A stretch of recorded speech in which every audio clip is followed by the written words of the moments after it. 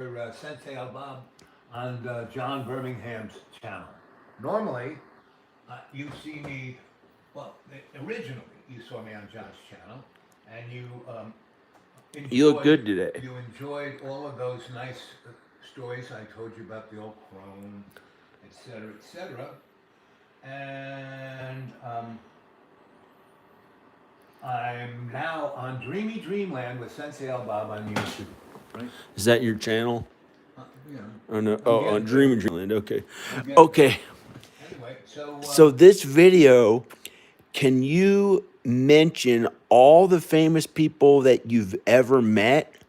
Like as many of them as you can think of that you've met, that each one, and maybe let me know if some of them you can do a video on each one, if it's long, if you met them long enough to do a video on each one, and then we can, based on watching this video again, we can be like, okay, or we can ask the audience, you know, the people in the audience, hi, we can ask you which of these famous people do you want Al to do a video on, okay, and he's going to talk about the famous people that he met, and you can you can say which ones you want him to do a video on, and then he'll do video. This will be like this will be cool. This will be cool. Like maybe Al Bob will get really famous. yeah, that'd be nice. And we can make it'll be like a logo, Al Bob, and it'll have like a picture of him And with I a own beard. it. I trademark it. It's not John Birmingham. He doesn't No. own any. John Birmingham does not own or control anything that You are Al Bob. Yes, but my Videos we my do name, together. Al Bob, all my trademarks, all my stories, John does not own. He cannot own any. No, you wrote that. He Besides the cannot own video any that of it. we're I lived it. I didn't write it. I We- lived it. we- But John is doing. We're co-creators live of the chat. I am videos. not going to do anything unless it is a live chat. So if you see something, We're and he co-creators just of has the- camera, like he's making a video. So Al, what did you do? And you know, like it's not like I wouldn't notice that he was doing it. And that's when he started doing this. He was doing the video, and I said, no, we're not gonna do it unless it's a live chat, because I have some element of control of a live chat, because he can take this and then he can slice it up like bologna No. and make me say anything. No, I And wouldn't that's do that. why he can't own or use or do anything with the name Al Bob or Dreamy Dreamland with Sensei Al Bob. You can't go there. Right? But- Other than the videos we co-created, like and this is a whatever video we funding, did whatever together. money he makes You from get it, 30% of I it. get 20. No, I get 50%.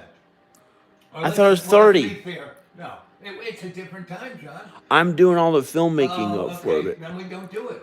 Oh, whatever, 50%, 30%, No, whatever, we will say 40%. We'll cut it in the middle and say 42% for me, and you can take the rest. Okay. And you have to donate at least 10% of it to a charitable thing that I. But the agreement we signed said 30%. But let's just say But for that this, was- that was from 4 here on years out, the ago. videos we're doing From here now, that we just filmed the past few days, because and I this, really never saw 42%. any of that. But- Yeah, because I didn't see. Really? I had to put it back into the videos. Right. So anyway, so that what John? I saw money from it, but I had to put it back in the videos. Yeah. So yes, but you still saw it. I didn't see anything. And I cooked and I cleaned and I was your chief bottle washer and psychotherapist. You know. So basically, I'm back again here at the school because of many reasons. One, John's my friend, and I never give up on my friends. Two, I thought it would be, he wanted to go to Texas and get back his family, right? And I thought that might be a really interesting video. John and I on the road, that would be like, whoa. Alexa, stop the song. Okay. I had to turn off because I don't own the rights to that. Okay, whatever. So, So you want to talk about the famous people no, you met? I'm laying down what we're gonna do, you know? So, I mean, you did, and then I'm Okay, I'm telling great. you what I think of what you just said in a very specific way, and because it's on a live chat. So if it we goes can't big, edit you get- any of this out. If it gets big, you get 42% of it. Yes. And Okay. 10% of what you get of your 50, what is that? If I get 42, you get 48, 58%. 58, right? You take 10% of that 58 and put it into a, put something to do good. You know, what do they call that when you do that? When you donate money to a charitable thing. That If it goes really right, big. 10%. And anyway, so let's see.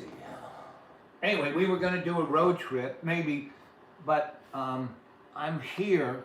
I'm I'm really here. oh, I was I'm gonna say basically here I because John is my friend, and I've known him really well since I saw yeah. him in the school, and that's almost, if it's not 5, it's almost 6. And John is a really great guy. He's got a really sweet heart.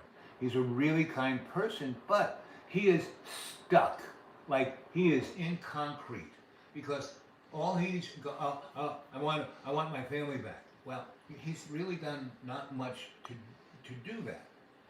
Meaning, they left here, what, 4 years ago?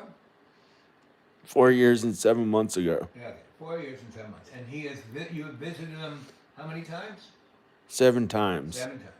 And on the average, how many days do you stay there? 5 I've days? stayed there in total 2 or 3 months. Really?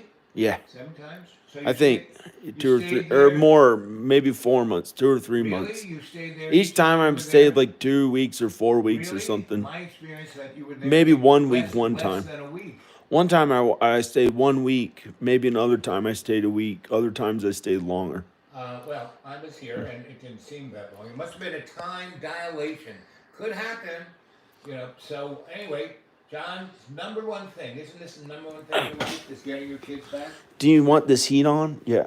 They Yeah. said they couldn't hear you. Somebody said you Oh, you couldn't can turn it off. hear you as You well. can turn it off. Here, go ahead, turn it off. That's okay. John, turn it off. No, John, I turn got it it. off. John, turn it off. John, turn it off. We can hear you. Okay. So anyway, see, all our brains are multidimensional, and we experience everything only in 2 dimensions, right? And we have this tape recorder in our head that tape records everything, right? Now, some people like me are like, there are people who have a photographic mind, meaning they remember everything they read. Now, I don't quite have that. I remember everything I read, right? And but not word for word. But I do have this tape recorder that I'm aware of. And so why I was so good as a negotiator for the desperate lawyers of the corporate world for 10 years, and that's what killed me. I was really good at it. They let me do whatever the heck I wanted. I led and had the most hedonist life imaginable.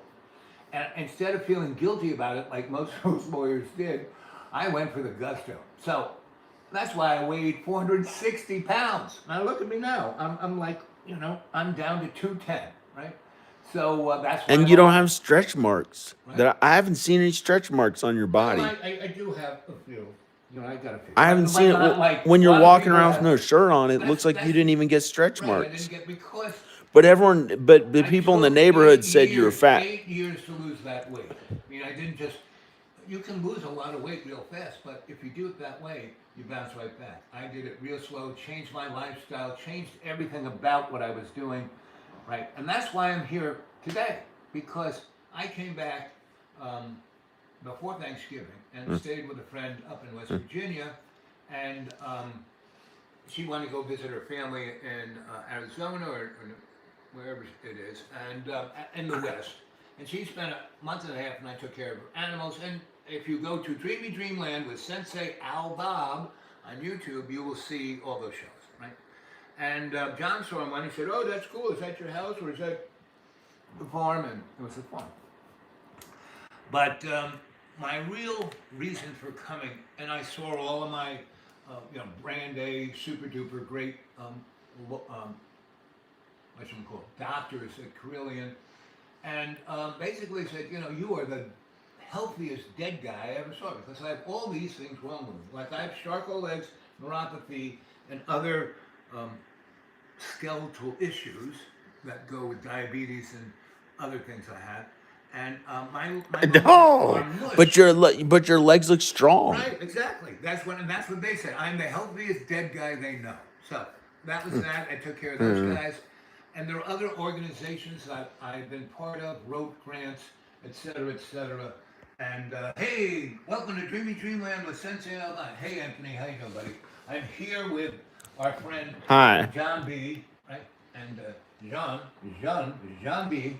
And we're not negotiating, but stating. So A, how do you think? How do you think? what? We're How do I think negotiating. what? How do I Oh, think we what? negotiated already. You get Right, right, 42%. right, I give 10% to charity. right, and right. So anyway, and he cannot own Al Bob. You know, he can't like make No, lunchboxes and you own the trademark to right, your right, right, right. name or And whatever. If you get a trademark. all my stories. Yeah, but the videos we own The together. I videos, own yes, yes, 58%. yes, You yes, own right. 42%. But you cannot just then take my story and like write a screenplay and make a movie out No, about it. Everything that is no. Alba, all my stories, But I everything. could put the videos right on a DVD and we could sell them as Yes, DVDs, and the you get the 42%, 42%. yes, 10% to charity, and the rest to you. But if you wrote a screenplay, because see, John is amazingly talented, and his editing. If you go and watch Thanks. his, he just did a Christmas video before I showed up, and it was great. And what's really great about it You is don't have to say all that it about was me. about Okay. 3 years ago. Was that about what Chris was it 3 or 4? It was 4 years ago, and I still had some pounds on me. So he gets me in the most, but it's a great shot because I'm going up the stairs in my big butt. I mean, it looks. I mean, look at my butt now. I have to get up anyway. Look at my butt. See, I am What is he? a nice What is he trim doing? butt, right? But the butt on that video is like wider than the screen, right? You had to use CinemaScope to catch my butt, and I really look like jolly old Saint Nick's, and now I don't. I look like Al Bob now. So anyway, why I came here is that John is my friend. I care about him. He has the potential to do amazing things. What I He's, really want is he's my wife and kids. right. So, and he's really not done anything about it except go visit him 7 times, right? And And I didn't know how it would change it anymore to go one more time, but maybe that's what I don't know if I have to do that or not. I don't know how I'll well, be able John to asked do me, it. should I Maybe get a lawyer, right? Now I worked for desperate lawyers for 10 years. I'm afraid to My argue friends with are her. the best I don't want to lawyers make it an there argument. are. So I called after John said that, and I said, John, I'm going to go I don't take a want to look at make this. it, I don't want to I'm going to argue. go call up my lawyers that I think could help, right? So one is a retired state Supreme Court judge who is head of the Bar Association for the United States. He taught at Columbia, at Harvard, and I forget the other place. And then I called up another lawyer who is one of my corporate guys, but he specialized in family businesses. And so he, in divorce and all that, but with the business thing involved, which makes it even more complicated. Then I called a third lawyer I knew, and she was first a medical doctor, then a PhD psychologist, and then she became a lawyer, and she specialized in divorce law. And that's all she does, right? Divorce law. And she's not like a feminist divorce lawyer. She is just divorce lawyer. She can represent guys as girls, but she does so much of it, and she's so into psychology and the physical, medical part of it. She's off the hook. So I called all three. Now, normally, those people charge maybe $600 a minute, right? And I talked to each of them for about 10, 15 minutes and explained John's situation. And every single one of them said, first they said, so how long has he been divorced? 10 years. So after they got divorced, were they in the same state? Your leg looks strong. Oh, sorry. Anyway, were they in the same place? I said, oh yes. So how many years were they, after you got divorced, how many years was it from the time you got divorced to when they went out of town? I don't know. I don't want At to least argue with. 5 years. I don't want to argue I'm with explaining lawyers. why I'm here in John's house. I don't want to argue at all with her. Well, That's why we never went to a John, court. We didn't do any of John, that. so here, remember I was talking a little while back about a tape recorder and that I remember everything in a conversation. That's what makes me a great negotiator. That's why I worked for corporate guys in $3,000 suits, and I looked like this every time I went to see them. But I was like gigantic. I kind of, I was like Gorgo, and I had these two dogs, and if anyone looked at them sideways, they went. And homie was like the love puppy, all he wanted to do was get in your lap and lick your face. But they were my assistants because they did a lot for me to break these people down to be able to renegotiate. So I know a lot of lawyers, and I've been part of what I did. Well, I may want to. had issues with people who are getting divorced. I may or may not So want to I get have a one. real, authoritarian. I have experience with divorce, psychological problems, money problems, all of the above, right? So I called these people up and I said, so I explained to them without giving any names and everything. They basically say, John does not have he can't get them to come back to here because they're in another state. When did you talk to them? Today. He doesn't remember this morning. They weren't allowed to leave the state. He said, I want that. I said, well, he goes, you think I have to, get a lawyer and get a letter? And I said, at the least, I wrote them a letter, and the attorney said that they are not allowed to leave the state. They have to come back to Virginia. But it's been so many years, and that is the issue, right? And each state is like a different country when it comes to this kind of law. And one of Well, them was, don't worry about it. No, I'm just explaining why I'm here and trying to say, because other people say, why are you even there? That guy's insane. He's treated you so bad. Why are you there? What's going on? You're putting your life at, he's going to kill you. And I said, no, he's not going to do any of the above. He's my friend. I don't give up on him. But what I am doing, and I'm doing this with all of this city, Roanoke, I am tying up all the loose ends. So I will never, after I leave here, feel somewhat obligated to come back. So I'm going to help. I'm going to be there for John, I'm his friend. And I'm planning to stay here until March. And I am planning that John will actually be able to get a life. That John and I will be able, sometime in February, to get in his car, drive to his grandma's house in Staten Island, and hang there, because I still have tons of friends, restaurants, nightclubs I can just walk into and show John a good time. One of the things We should film there. No kidding. That's But why I told miss her my that wife would and be an kid. amazing frigging movie.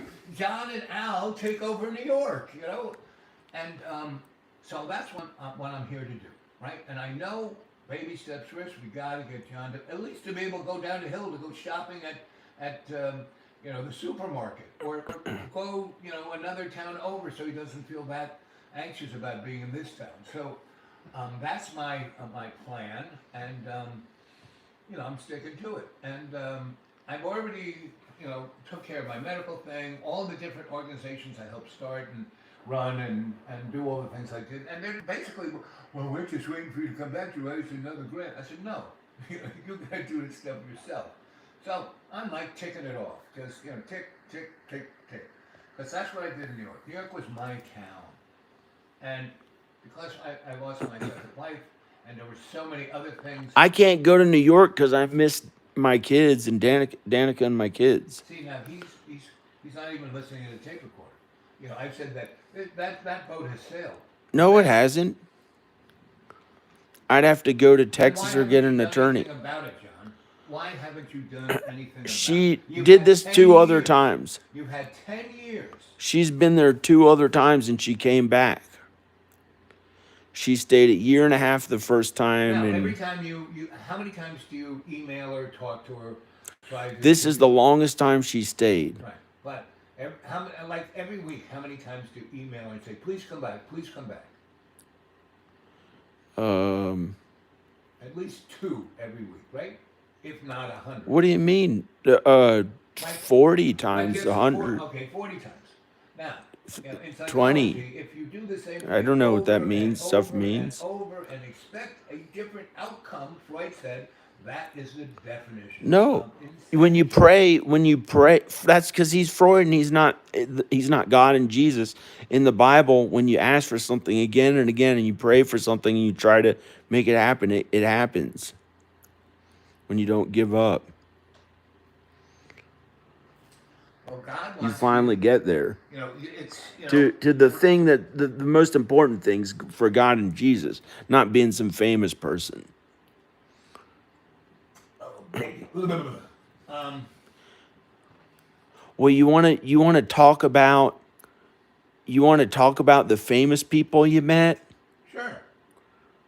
and if you want, you could sit on that comfortable couch if Now you this feel like, actually, oh, this is good. this is the No, most comfortable because the other one I can't. Once I sit in that thing, I can't get out of it. So you're skinny this, now. no, I'm talking about this couch. Oh, okay. When I sit in that couch, it's comfy. Yes, it's comfy, but I can't get. I last night I had to How many roll on the floor. how many famous people did you meet? Thousands I have no idea. or hundreds? Quite a few, which is not hard because I lived in New York City for 30 years, and I was in the art scene, the music scene, the political scene, the esoteric scene, the technical scene. So yeah, you know, when I was 9, to give it, first of all, when I was born, right, um, these two, Tweedledee and Tweedledum, and Dumber. Um, Tweedledee I and realize Dumber. Tweedledee and Tweedledum and Dumber. to you. Okay. Yep. Okay. So they were the guys, and they were like smoking cigarettes. My mom was smoking a cigarette with her legs in the saddle, and her hoo-hoo was dilated. And these guys trying to pull me out with salad tongs and needle nose pliers, and they're the head of gynecology in this fancy hospital in New York. And so you'd think my mom, so there are 8 kids in my family. 4 of them died, and 3 of them died. One in a miscarriage before birth, and the other 2 basically died at birth because Can you name some of the famous people that you met I'm getting there. that we okay? I'm getting there. Do you wanted think to know? It's just now. I had to start with my birth oh, because the person who came and saved me from those 2 Tweedledees and 2 Tweedledums was Mother Teresa. I was given birth by Mother Teresa, right? When she was studying medicine in New York, And don't believe a word I say. And this woman, Dr. Black, was my Mother Teresa, right? And she became one of the world's famous gynecologists and infant, making sure that babies don't die at birth. And she made sure I didn't die at birth. And for the next 10 years, and so, within a few years of my birth, and she became well known, respected, and then was part of, what's the name of the hospital? Cedar Sinai? No, not one. On the west side, big. It'll pop into my mind. Starts with an R and J. But anyway, she became, she started the infant ward, right, and invented different kinds of incubators and different protocols and developed medicine. So she's world famous, She may not be, on your TV, and she's passed by now. And she overcame, she was a doctor in a specialized thing where only men were there. But it was for women's hoo-hoos, and only men were diving down there. And I would say half the guys who were diving down there were there because of their inappropriate sexuality towards women.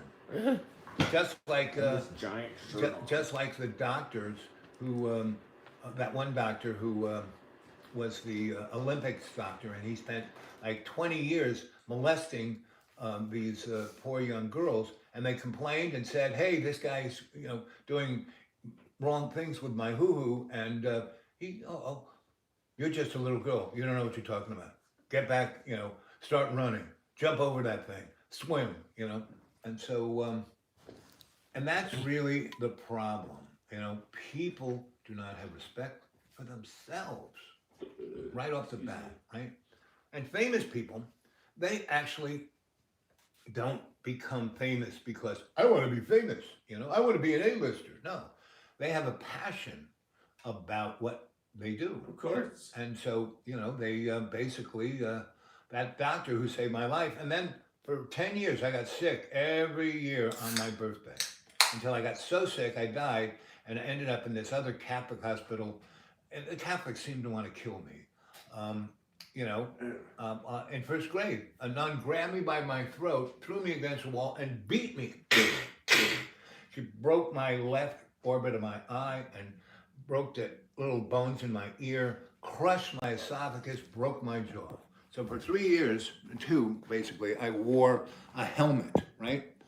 And that kept my head in one place. And still, I have sutures up here that shows that my head, it's kind of lumpy, and my voice, right, is really, after I unwired my voice, I still couldn't talk. So for 2 years, I did not talk. What I did learn, when I couldn't talk, I realized I had 2 ears. And with 2 ears, God gives us 2 ears and 1 mouth. So I stopped talking. I just started listening, right? And when I could start to talk, I couldn't really talk. I stuttered and I couldn't talk. So for another year and a half, I couldn't talk. So for almost 3 years, I couldn't talk. But I did learn how to listen, and that's why I'm such a good listener. That's why I'm such a good negotiator. That's why I'm a pretty good shrink. Because I listen. I don't jump to, now I tell stories, right? I am a griot, right? So, first person I ever met who was world famous was Dr. Black, right? Me gusta tocar la guitarra. So, Me llamo Juan. the next famous person, Birmingham.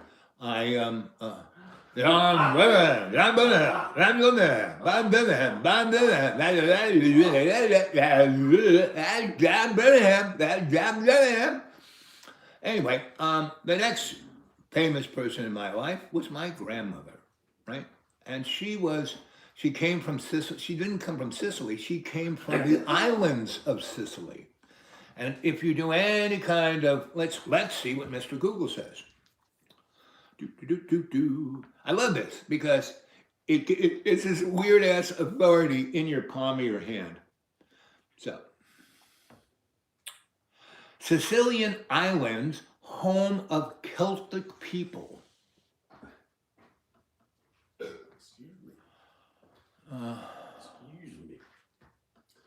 Excuse me, boys. Don't Celtic Nations, Don't lose. Wikipedia, Oh, Celtic shit. Wikipedia. Praise Jesus, protect us from evil. Yeah. I'm not lost. I can't lose these paws. Isles of Man, and they're going on all these Celtic islands. Okay, we'll have to go back to this. Italian Sicilian Islands, Celtic people. Sicilian people are a Roman, meaning gypsy, speaking people who are indigenous to the islands of Sicily. Sicily, the largest island, and so they're just giving you your basic propagandic thing. They don't want to touch the fact that the people of the Isles, not Sicily. People you met. I am, I met Dr. Black. I met my grandma. I'm going down the I line. mean, like big famous. Doctor. Your grandma was famous. Yeah. My grandma was infamous. That's how I got the infamous gene. Can you start thinking of starting when you were born and those people you met all along the way? So those 2 people. Who else as a kid? Like, in those schools, those famous kids those famous big companies' sons, but they're not really famous. I mean, like people like David Bowie, who everyone knows who they are. Well, they know the Kennedy family. I went to school with those people, The Kennedys? Yeah, Or their family? their family. Joe Kennedy. Joe Kennedy? Yeah, Robert Kennedy's middle son. He was my roommate in prep school. He was? Yep. How old was he? How old were you? How old are you when you're in sophomore in high school? A sophomore in high school. Oh, like 14? Yeah, 14, 15. Yep. And, I used to always be reading books, reading. Joe Kennedy. Yep. Did you talk to him a bunch? We lived in the same room. So you really know him kind of well. Yeah, Back a whole then, year, what? I know what his farts smell like. I know what time of evening he masturbated. Let's see, what else do I know? Well, you're in the same room, And don't believe a word I say.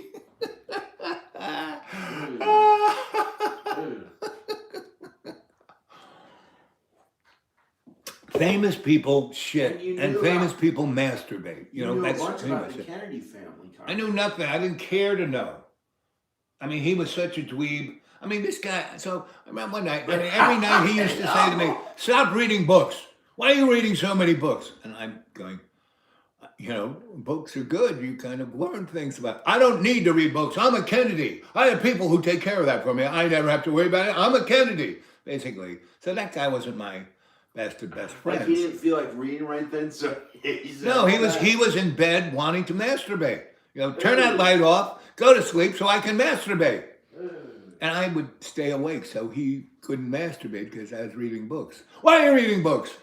Don't believe a word I say. This is just a story for your entertainment. And you too over there. John's got his camera over there. Over there.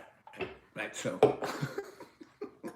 Oh, I'm going to charge it up. I'm going to get my charger. He's going to go get his charger. Anyway, so, anyway, back to Grandma. Why she's infamous. So she came from Sicily, right? And she was on an island. Like when my grandma and I watched Neil, what's his name, Walk on the Moon, right? Which I'm sitting in her apartment, right? This little apartment she has. She went from having an amazing apartment in New York City. My dad got rid of that. I mean, he didn't get rid of it because he didn't own it. And then he said, no, you need to live near me. And so she had a house, the house that he grew up in. So he went there. And then he was like, he said, oh, the house is too big. And then he put her into like a little cell of an apartment. But she didn't care. It was like close to me and close to the church and close to a few of her friends. So she didn't care. And so, anyway, why she was in what? Why You're she talking was about another person? my grandma. We're going through. She was famous? My grandma. She was infamous. Oh, I didn't know that. Infamous. I thought she was your special grandma who raised you, and that was. She was. No, she was infamous though. I didn't know she did some famous thing. Yeah, she was infamous For what? for being her. I mean, that's where I got this Forrest Gump theme to always be in the right place at the right time. And that's what life's about. It's about timing. People are going, oh, I can't do this. So you do well in LA. Yeah, John, I do well wherever I go. It doesn't matter. I'm out in the woods. I'm doing great with the squirrels, So, ow. Whoa. Man. We'll put the thing. We all got to drop dead. No, not drop dead. We all have to die, but I don't know about dropping dead. Besides God and Jesus and the people in heaven, if there are people in heaven. Because Judgment Day hasn't happened yet. It happens every time you die, John. You are judged when you die. And you're judged every day. Why people are neurotic is because they feel guilty about the stuff they do. And so, this is cute. Hi. But if you turned it to the white things on that end, the TV I can't change the camera once it starts filming. It won't flip around. My camera does that. Upside down. Yeah, like if I did this, it was a video, and I did this, the image would stay the same. I wouldn't go upside down. Once it starts filming, you got to keep in that same position if it's a live video. Oh, okay. Well, because in live video, this thing, when it used to do it, would turn around. Anyway, but that's a whole nother story. So my grandma being infamous, she was born on a little island in Sicily, right? Where everyone had red hair. They were Celts, right? They were Druids, right? And the Italians don't like to talk about that. About the red-headed Italians, they don't like to talk about. There are a bunch of them. They're out there. And so, like when we were watching the guy walk on the moon, right? We're watching him, right? It's like 3 a.m, and we stayed up and we're watching this because I was Mr. Spaceboy, because I had the helmet on my head, and it was after the helmet. I had the helmet on my head from 1st grade to 3rd grade. 3rd grade, before 3rd grade, the spring before 3rd grade, the helmet came off, and about 6 months after the nun tried to kill me, they unwired my jaw. But I still had to wear, I had the helmet on. I had to wear a patch over my eye. What famous people did you? My grandma, infamous. Right? What is she infamous? Okay, what she was infamous for. So anyway, we were watching the guy walk on the moon and jump off, and I'm going, like, oh, and my grandma looks at me and goes, remember this day, Al, because when I was your age, like, I probably was 69, so, 19. When I was your age, I was just ready to leave the island and go find my life. And all I knew, my parents were Celts and they were Druids. Those bugs, or is that catnip? It's catnip. Anyway, she said, when I was your age, I was still on the island. I was getting ready to have a life. And I lived in a house that was made out of a mud hut that we had no windows, no doors. I mean, we had openings, but there was nothing in it, right? We had no electricity, no running water, no anything, right?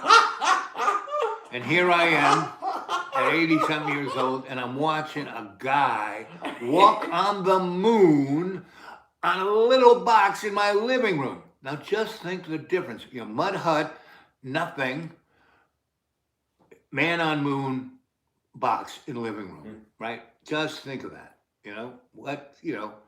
And then she goes, you will see even bigger changes than this, right? So that was the kind of grandma, right? No one else had that kind of. Was America different when you were a kid in the 60s? Oh, sure. But I was a kid. I was a kid in the 50s, a teenager in the 60s. And is America different? Oh, beyond. Everyone believed. That's what my parents said too. Right. Beyond the shadow of a doubt. They said it's way different than it was then. But in reality, it wasn't. We just were drinking the Kool-Aid. But it was we were easily Bible, how we were being lied to. Supposed to be. No, it wasn't. There's about the same amount of sin. No, it wasn't that. Everyone sinned. There wasn't anyone alive who didn't sin. Yeah, besides Jesus. Right. So yes, it wasn't the same amount of sin. It was, and they were killing people for money. I mean, the Vietnam War was all about money. It had nothing to do about geopolitics. Russia was our buddy. We were like J.K. Rowling.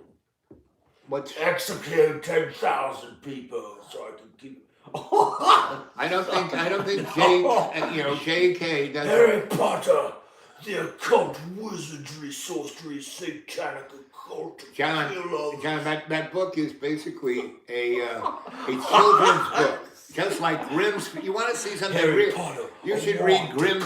They call it Grimm's fairy tales for a reason. Satan. for J.K. Rowling. So Sorry. is J.K. Rowling's? It's scary. I don't know if that's true or not, but that's a bunch of occult stuff, like the wands, the witchcraft and wizardry. John, Those are things that the do Satanists you have a dollar bill on you right now? J.K. Do Rowling. you have a dollar I bill have on $10 you? billion. John, do you have a dollar bill on you? Maybe she's nice. John, do you have a dollar bill? I don't know. Maybe she's nice. I don't know. I will go get one because our Maybe $1 J.K. bill Rowling's nice, is but that's more kind of a cult. satanic. Here, That's like showing children. you the keep occult. talking. Keep talking, John. That's why it made so much big money. Keep the house They entertained. found a way to capitalize on You sin. keep talking. Keep talking. I'll be right back. I don't care. I can't judge her. Maybe she'll get into heaven. I don't know. You just keep talking, John. I was hoping to see. I was hoping to see how many famous people Al met. Like he'd say, David Bowie, Jimi Hendrix. Here's all the famous people he met so far that I know of. Well, people like his grandmother and people in the art scene who are, you know, the New York art scene, they're kind of famous, but not A-list. I was hoping to see people he met who are, you know, A-list or very famous people. Joe Kennedy's kind of one. Okay, that's so far in this video, we've got Joe Kennedy, and then he's met David Bowie, Jimi Hendrix, the keyboard player Ray Manzarek for the Doors. So you want to Did see you some meet real Ray Charles? occult shit? Here is some occult shit. Right there. No. Right there. That dollar bill. Right there. Right? That dollar bill is some real occult shit. Right there. You know, there's the Eye of Horus, the stepped pyramid, and then all around it, this camera is not picking up, there's a ton of other... Horus. Yeah, the Eye of Horus. That's the Eye of Horus. And That's Satan right there. oh, that's Right awful. there, right there. is Protect Satan. us from evil, See, Jesus. there it is. Protect Satan. us from evil, Satan. Jesus. Satan. Protect us from evil, Jesus. Our dollar bill, right? That's bad. Yeah. And the White House has a satanic pentagram in the streets. Yes. With the southernmost tip of Yeah. the pentagram Yeah. pointing right at the White House. You got it, buddy. On the map of Washington. Yeah, I mean all The of way they Washington, built all of the Washington is a pentagon. You know, it's a satanic But symbol. They have, you know, the there's Washington inherent Monument sin is on one. earth, Is so the penis that's sinful. of Satan. So when you said, are things any different now than they were then? Not really, He except thinks that there are mega trillionaires and stuff alive today who are like the Illuminati, but I think they don't exist. who's anymore. he? Who? You. No, you don't. See, John keeps saying. You think they're trillionaire No, Illuminati? see, John has no You think- idea what I feel or think or feel because he hardly ever listens. He just projects what he thinks is going on. I'm not scared of any of that stuff Right. anymore. Well, I well, you follow the shouldn't, Bible. you I know? think we're all human. It says in the Bible, God created humans. Yep. And if there are any aliens, there are, they're in the heavens and they're good. They're They're here. kind. No, they're They're basically. good creatures. You think they're not kind? No, John. See, that's a little different See, from what I think. see. Again, he projects. He's telling me what I think. Project? Yeah, you're projecting. Ugh. I mean, just what you said. You open your mouth, you say things, they have no real meaning that has They have any meaning. any context The to Bible me. says what reality is. The Bible says only aliens are. The Bible are doesn't good. say all that. aliens are good. It says all aliens are good. You're from the heavens, Ay, ay, ay. and usually they're cherubs, and they can't hurt us. That's why when I looked in the backyard, the and saw Bible all says these that? hovering crafts. So far where in the distance Bible does it say that had that? lights on them? Where does it say I that? wasn't afraid of them because what's the most they're gonna do? Come down and say, you know, hi and make friends. But some of the stuff in the Bible's scary. Some of the stuff in the Bible's scary. They have these creatures with various heads, like a goat and all this stuff that like might be an alien or something. Because one time I was sleeping down here with all the lights off, and then I got afraid of. I got the thought, look up these revelations in the Bible or something. It was like a Bible verse, but I don't know if it was because I was thinking about the neighbor or what, but I got the thought, look up Which neighbor? 2017 Revelations. Which neighbor? And then I looked it up on my phone when I was in the dark, and it said this creature that looked like a goat and was an alien and really big and had wings or something. It was like, it described it in this terrifying way. It was pitch black all outside the window, and the window was wide open, no blinds, nothing on it, and I went, ah! I screamed really loud, I yelled, and then I tried to go upstairs because I didn't want to turn all the lights on and everything, and then I was like, I was a little scared, and I went upstairs. But then I thought it was maybe the neighbor. Somehow I telepath. I don't know if it's possible to know what he's thinking, because it was like, look up Revelations 27:2. I don't think something like that. I don't think but I got the no, thought of it in my head. I don't know where it came from. Right. If it was from the neighbor, somehow I could hear what he was thinking, or it was my thoughts. I got the thought, a specific Bible verse. Look it up. I had never read it before in my life, and I looked it up, and it was terrifying. And that window was open in there to all the outside that was pitch black. You know, out in the woods, pitch black. Usually it's safe here. I can turn all the lights off, and it's really safe, and I'm not afraid of it. And it doesn't. I don't have to be mean. I be nice. And I had to learn that there's this one time it was pitch black on the entire mountain, and I had a giant sword, and I thought I'll bring it because I had to go down. I had to get my friend to give me a ride down the hill, and I was gonna have to walk all the way back up to leave the car there or something. And I was like, I'll just bring a sword so I can fight it. Even if it was a bear or something, I thought I could fight it because I was strong back then and like really good shape. And I thought I could like fight any animal as long as it's not like a panther or a cougar, because those things are scary or were scary. But now they're not. I'm not afraid of them anymore. They're kind. You don't mess with them, and they don't do anything to you. Especially bears. Like they're not. You just don't get near them, and you get away from them. And so I was gonna bring a sword, and then I got the feeling. Oh, and then Alex was the one who helped me with that. He helped me. He was a person in this neighborhood who helped me become more kind. And you helped me, and other people in this neighborhood helped me be more kind. And then eventually I found God and Jesus on my own here. And he was like, you can't bring that sword. Don't bring the sword. And I was like, okay. And so I had to walk up the mountain in the pitch black, not knowing if there would be a bear or any animals like within a few feet of me, because it was all pitch black, and I just had a little iPhone light. And I made it walking up the mountain, and I felt safe. I felt like even if there's a bear or something, I'd go, hey, and be nice to them and get along with them. And I learned to be kind to others and not to put up a front or act like if there's somebody coming up behind me, I'd hit them or something, or scare them or something like. Of course, I'd never hit anyone. I don't fight anyone, or I wouldn't hit anyone. This is why. But then I learned how to be kind to everybody, no matter how I was worried if they're gonna I wasn't worried anymore if they're gonna hurt me, because in the first world, pretty much the worst thing that they can do is words. And the words don't become real. They don't manifest as reality if they're thinking with all their might that they're going to do these horrible, awful things to you, like stab somebody in the skull with a knife or something like that. Like when people get really angry and they say things like that. Like it doesn't really happen. Like I've thought about doing that to my own head probably 100 times, and it hasn't hurt my head at all. But it's a thought, and it doesn't become real. Like The Secret, the law of attraction or whatever, that's not real. That's kind of the occult, like trying to conjure something into reality by thinking about it so strongly and knowing that, That's what prayer is, I'm going to attract all this money to myself by That's thinking prayer.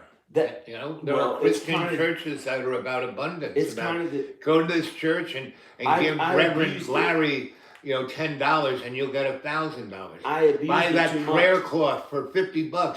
You'll make $50,000. That's prayer. I abused it too much. I tried to make these things a reality in my life. Way more money, things that happen in real life by thinking it with all my might, and what happened is it made it awful. And then I can no longer even do it in the regular ways that humans do it a little bit. like I might work really, like work relentlessly at something or cleaning something in the house to make it look better, like it's worth more or whatever work that I had to do, and I leave all the results up to God and Jesus now. So that's why, like with my videos, I haven't been able to think this one's gonna get, you know, a million billion views or whatever, like, you know, a billion views or something like that. I haven't been able to think about that with all my mind. But I was working on my house too, and that really did go up in value, I think. But I don't know. I don't want to say So, how much. John, the bottom But line that was is something good that God yes, gave me that I didn't have to. but Of course, I wasn't but mean you know, about it. God And is you know and the it spirit was just for my entity hard work. is not It was like just for my hard work. you and I can't didn't have a visualize. transactional. You know, God is. You have to do stuff in co-creation. God wants not him. Okay, John, here's a new car. You know, no, John. God wants us to be in co-creation, because why we're here on this planet is to learn how to love one another and ourselves and to serve So it's God. okay for you. Maybe it's okay for me to do some of that again. Only Like to think about, like, I want these results and to go out there and no, do that's what I'm things. saying. Oh no. You have to do this. You have to be your best. Be your best. And by being your best, you're doing your best. You're not letting, you know, and thoughts are, they are damaging. When you say mean things to people, it damages them. And it damages you for saying them. These are real truths, real power. You feel them. I mean, whenever you feel bad when someone says something mean to you, you know that it has power. But we are here to co-create. You know, God, you know, Moses asked the burning bush, "What's your name?" And the burning bush's reply was, "I am a work in progress." Now, the King James says, "I am who I am," and the only person who says that is Popeye. I'm Popeye the Sailor Man. I am who I am. Who I am. No. You talked about this in that other video. It's on Yes, my I channel. talk about it a lot because I'm trying to get it through to people to realize Who that are the super famous people you met? Okay, Joe Kennedy, he's not. Norman Rockefeller, Yeah, not Norman Rockefeller. No, Nelson Rockefeller. Nelson Rockefeller, Yes, and the other guy, Henry Kissinger. Henry Kissinger.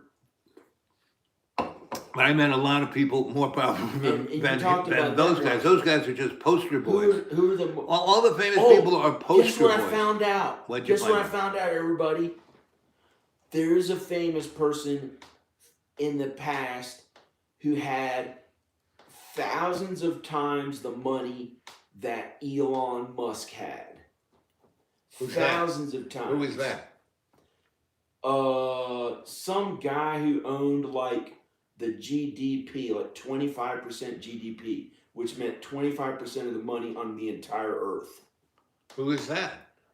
It was like an ancient person. I have a list of all the trillionaires throughout history that are known. But back then it was like, you know, it was worth... Yeah, but the GDP wasn't that For big. today's money, it was worth trillions. And this one person had hundreds of trillions of dollars. Now, what year was that? I have a list of all of them. I'm making a list. I was going to make a video on all the trillionaires Right. who have lived. And it makes like Bill Gates look like, you know. Oh, Bill Gates, all those. You know, they have 4,000 times as much as Bill Gates. But they had 4,000 or 2,000 times as But much John, as you Bill know, Gates. But are all the those people guys, like it's that? irrelevant. It's irrelevant. Do they live like that on Earth today? It's irrelevant. Like, are there real trillionaires on Earth who own the United States? Yes. There are? Yeah. How do you know from being at this private schools with the famous? No, how I know is because I read things, even on this stupid little box. No, but you know, and they're not. They didn't go public with it, like. Oh no, they are public with it. You know, they shout it from the housetops. They have trillions of dollars. Yeah, yeah. That's not true because the richest people on Earth supposedly only have less than $200 million. I think. Not even 200 billion. Less than $200 billion. There are no known public trillionaires today. I mean, has everyone heard of a trillionaire today? Yeah, Not really. Jeff Bezos for a little while. Bezos has 200 billion. No, he's got more than that. Maybe 400 billion. He's on his way to a trillion. Okay. And so is Elon. Maybe Elon Musk is going to go really big. Are there any trillionaires cars living today? I think. World's first trillionaire is alive today, independently matched. I think world's first trillionaire alive today. Extrapolation, current wealth growth rates, yields. All the trillionaires. But how many trillionaires are there in the world? That's a good one. And I get sad. And I'm like, why would I just be making a video? Well, you should be making a video. You should make a video. Why do I make videos? Because the audience I have likes them, and it helps them find things. Okay, I'm going to ask you guys. We've been just drooling here. From your reasoning, why do you watch Dreamy Dreamland with Sensei Al Bob? What do you get out of it? What is that thing that is special? What is that thing that makes you feel good? Why do you watch this? What and how has Dreamy Dreamland with Sensei Al Bob changed your life? You got anything? Lynn, Kay, Anthony, you got anything? Better.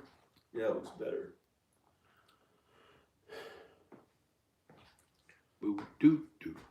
So you met Henry Kissinger, Nelson Rockefeller, Joe Kennedy was your roommate, right? So you really got to know him. You can really do a story on him, but then is he alive today? Oh yeah. What would he do? He's like, drink. He's like his Uncle Ted, I mean, all those guys are like off the hook. I mean, even the ones who are trying to, that one guy who's Robert Kennedy's son, who's anti-vaxxer. Did you meet Robert Kennedy? Yeah, he landed at our school in a helicopter. The whole Kennedy crew got out. It was instead of, the other rich people showed up in limousines. The Kennedys had to show up in a John F. Kennedy was in my grandfather's car in New York City because my grandfather was chief of the NYPD. He was the most powerful policeman on earth, my grandfather. He was the chief of the NYPD. It was pretty cool. This is true. His father, he was an Irishman. Yep. He was an Irishman. But what was his name? What was his name? What was his name? Michael G. Birmingham. Michael, go Google. I'm going to Google that right now. Michael G. Birmingham. Birmingham. Okay, let's see. I don't know if you'll be able to find. Oh, come on. He's there. This guy was, I knew who he was. Of New York City. He has a picture of John F. Kennedy that he signed. Michael G. Birmingham, police chief of New York City. He was friends with John Glenn, the astronaut. Dermot I think they had him at dinner. According to some information I found on Wikipedia. To eat food at dinner. No. And he's not like some. It would be like somebody who kind of made it as a Michael J. Birmingham, police chief, New York City, in the past. He was a police chief. How considered a career police officer. It's a kind of starting on traffic enforcement, Asian school safety. This is where John's grandfather started. Worked his way up to be chief of police. Oh, well known. Did I put that on there? No, you didn't put it on there. Where does it say that? Right there. New York police. Considered a career as police officer, traffic enforcement, agent school. Anyway, so National Institute You might of have Justice. to look more to even be able to find anything about him. He wasn't like some A-list actor. What was his name again? Chief of police. He started in These poverty. pictures should match. He started in poverty in the Great Depression. Only heard A-list actors, and look who it gave me. A-list actors.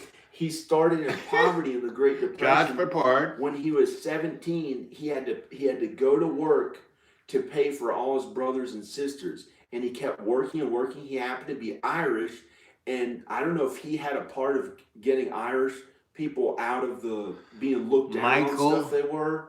And Birmingham, chief of New York City police. Fit in the police because he was Irish, and Michael he made it big. Cunningham. See, With this that. it's in Michael Cunningham. In a It's small like- way, and then he moved back to Roanoke, and he lived in a little ranch house. He didn't have that much money, you know. He was a police chief. I don't know how much they pay him. Aren't we But having he fun had- yet? Let's see.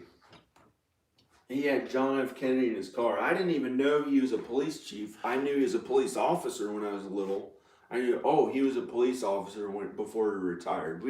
I didn't know he was anything like that special. You know, there are people. So John, here, read this. There are Read people this. who- John, read this. There- John, read this. From there to down there. Read this. And the question was, what have you gotten from Dreamy Dreamland? So from L down, what does that say?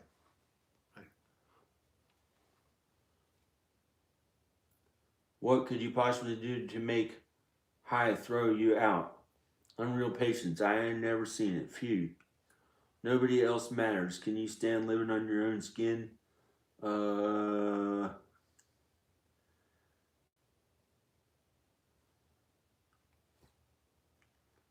We'll be first billionaire. Somebody. I don't know. Only 2 people said that I was like talking too much. You didn't like me talking about my stuff? No. I wanted you to read can all talk about, the you question. know more famous people. Hey! Am I saying anything about this? This is one once they keep going on about famous people. But you know what I'm talking about right now, what I find most important. See, this might. Do you think this would be entertaining if we took a road trip? Anyway, you tell stories that you will never understand today. your grammar. was Learning, perfect. patience, and listening, the greatest skill. A true enlightened being. Right? Let's see. Anyway, John. So what other famous people? You know, so the 3 that you just named. See those guys? Yeah, people may know their names, but they're worth like Henry Kissinger. Henry Kissinger is. All these people are basically poster boys. Kiss your ass goodbye. You know, poster boys, right? You know, they're other, like George Christie,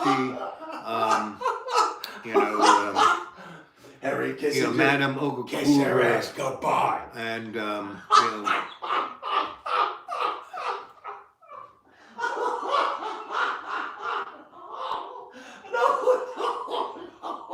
Not you. Not you. Don't kiss your ass goodbye. You can stay here. Okay, good. I want you to stay here. Yeah, good. I was talking, that's what I thought. I got the idea someone was saying it to me. No, you're not going anywhere, John. I You, thought you someone haven't was gone saying it to anywhere in me. 5 years. I've been trying to crowbar you out of this house just to go have some fun, and he's been here forever. You know, for 5 years, and especially the last 2 years. Have you gone? You've gone out of here a few times in 2 years. Right? Not that much. You went to your really. parents' house for Christmas Eve, right? I mean, that's going down the hill. Yeah. In 2019, I worked on this house a bunch. Right. 2020, by some miracle, COVID-19, I started going out working for my parents. Right. And by some miracle, COVID-19 happened. I had to stay inside. So all of 2020, I did videos. Right. Besides, near the end, I had to start working on my house again. It was not easy. Then 2021, I got to work on videos in the house. And then now you showed up, and I'm trying to get John to get a life, to have a life, not just to work on the house and do goodies, but have a life, to meet other people. I already have a life. This is my life. If there's a better life than this, if I need to get a life, it's probably my next life after I die. You wouldn't like a girlfriend. You wouldn't like to go out and have fun, listen to music. It's wrong, and it feels so shallow and unfulfilling inside that I usually don't even talk to other people that much, because it feels like this is wrong. I should be there for my children. You know, it's But you're not. You're here. You're not there for your children. You know. It's wrong. It's to be with. And other you know what people. my lawyer friend said to Or me? even talking to them regular. My lawyer friend said to me that forget trying to. He said, first of all, you probably won't find a lawyer in this state to help you, And How do if you know? You're not a lawyer. How do again, you know? tape recorder, not listening. I explained to you, I called 3 lawyers. left for One, a dinner. Supreme Court judge, the state Supreme Court judge, right, who taught at Harvard, who taught at Columbia. And I talked to another guy who's big time corporate lawyer slash. Well, I don't even. And then give I a talked to fuck. I'd rather a be woman dead. who was a medical doctor, psychologist, and a lawyer, and she specifically only does law for divorce and family law. That's it. That's all she does. I called all 3 of them, coming from 3 different legal positions, looking at things. All said, forget it, because of the amount of time that has gone by, and for what happened. They said, well, we don't know the specifics particularly, but this is not going to happen. All said what you should do if you really want to, because I've told him this. His children are the age of Morat, meaning they can decide what they want to do. They don't have to stay with their mother. They could come visit him. One of them is. Now the other one could also fit in like 12, right? But laws are different in different states. But your oldest son could definitely say, I'm going to go see Dad. And if you had to, so I want to take him physically in his car, so we'll have a car, and I don't want to go to these random fucking stupid ass places. you don't want to go to New York City and stay in your grandma's house? Sounded like. I mean, that would be I don't fun, want to John. go to those random stupid ass places. I like to be with Danica. She'd be the one who I'm with all the time. That's not going to happen, John. That You have to, really understand. You've been divorced for 10 years.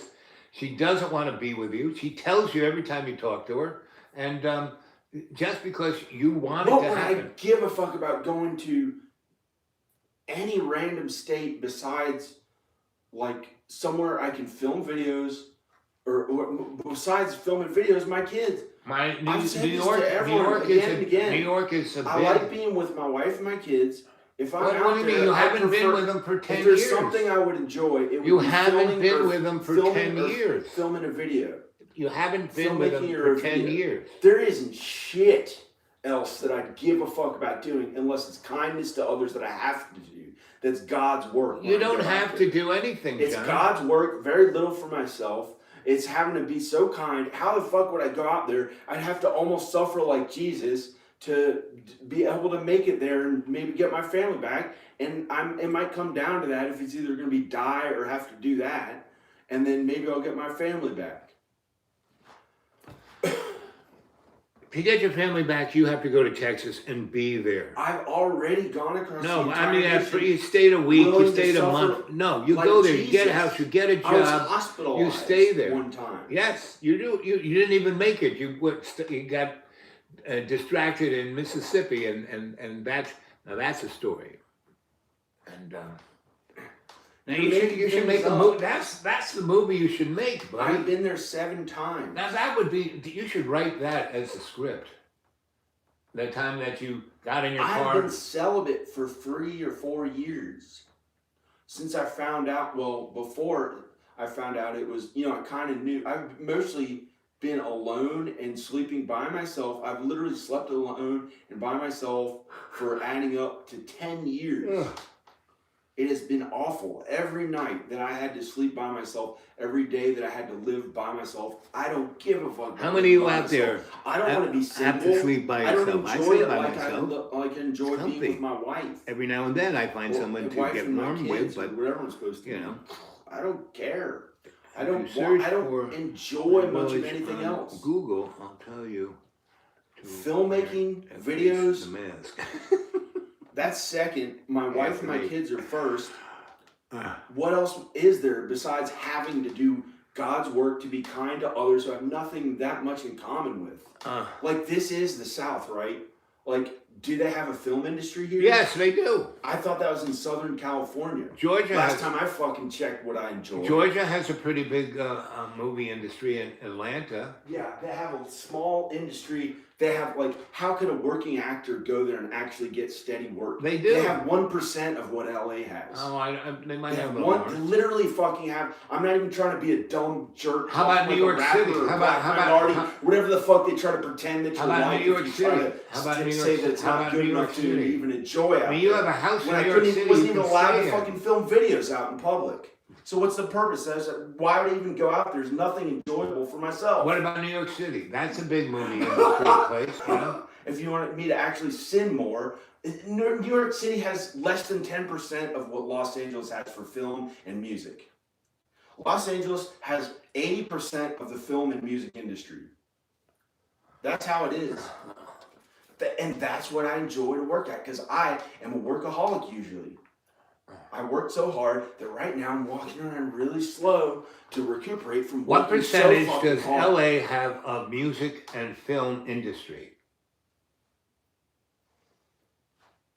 Yes, it's the best movie industry. It's most of all the movie industry that there is for America to communicate with the entire rest of the world. That's where it all is in Los Angeles, or nowadays YouTube. You can do it on the computer supposedly, but then I wasn't allowed to film videos every time I went out into that town, so it discouraged me, and I hid out here. And then it's a lot of God's work. I know that when I go out there, and there's very little for myself. I know that from what I've experienced in the past. So how would it be that fun and enjoyable for me all of a sudden to be motivated and happy about going out there and looking good and feeling happy about myself to go out there when that was shot down every fucking time? Oh, don't say shot down, then we'll fucking kill you with a gun, because it's some stupid ass anxiety that I don't understand what it means. But it was not allowed when I went out there to film with a video around here. I don't know. I mean, this neighborhood is way better than any other neighborhood I've ever been to on earth. But going down into Roanoke, 60-something% voted for Trump. Hey, how are you? Oh, man. And, you know, I mean, I don't know what they're like, but they have no career future other than having to work at real estate, which I don't want to do. So why would I want to go down there, and what would I personally enjoy out of it in itself? Even I know it's wrong to be selfish, but I like to enjoy things too. So how is driving out there with all those people who have jobs that have nothing to do with my kind of job, how is that supposed to be enjoyable in Roanoke? And whoever made it in Roanoke, other than when my videos started getting big enough, it's like almost like they didn't want it to get What big. about that thing that we went to at the Holiday I Inn? don't have it right. I don't What know. about all those people at the Holiday Inn that were celebrating? Did I ever get paid at that fucking convention? Oh, you're a guest. Oh, how cool it is. Hey, we're convention. Who gives a fuck? I didn't make 10 cents at that fucking place. But It's fun. Yeah, little shit. Yeah. Who cares? They didn't pay me 10 cents. They didn't pay me $4. They didn't pay me $300. And if they did, it'd be a one-time little bullshit ass fucking thing. From my experience, I've been here since 2005. One time this guy paid me $300 to be in a commercial. Yeah, one time he made $300. The man who shook the hand of fucking Andy Griffith.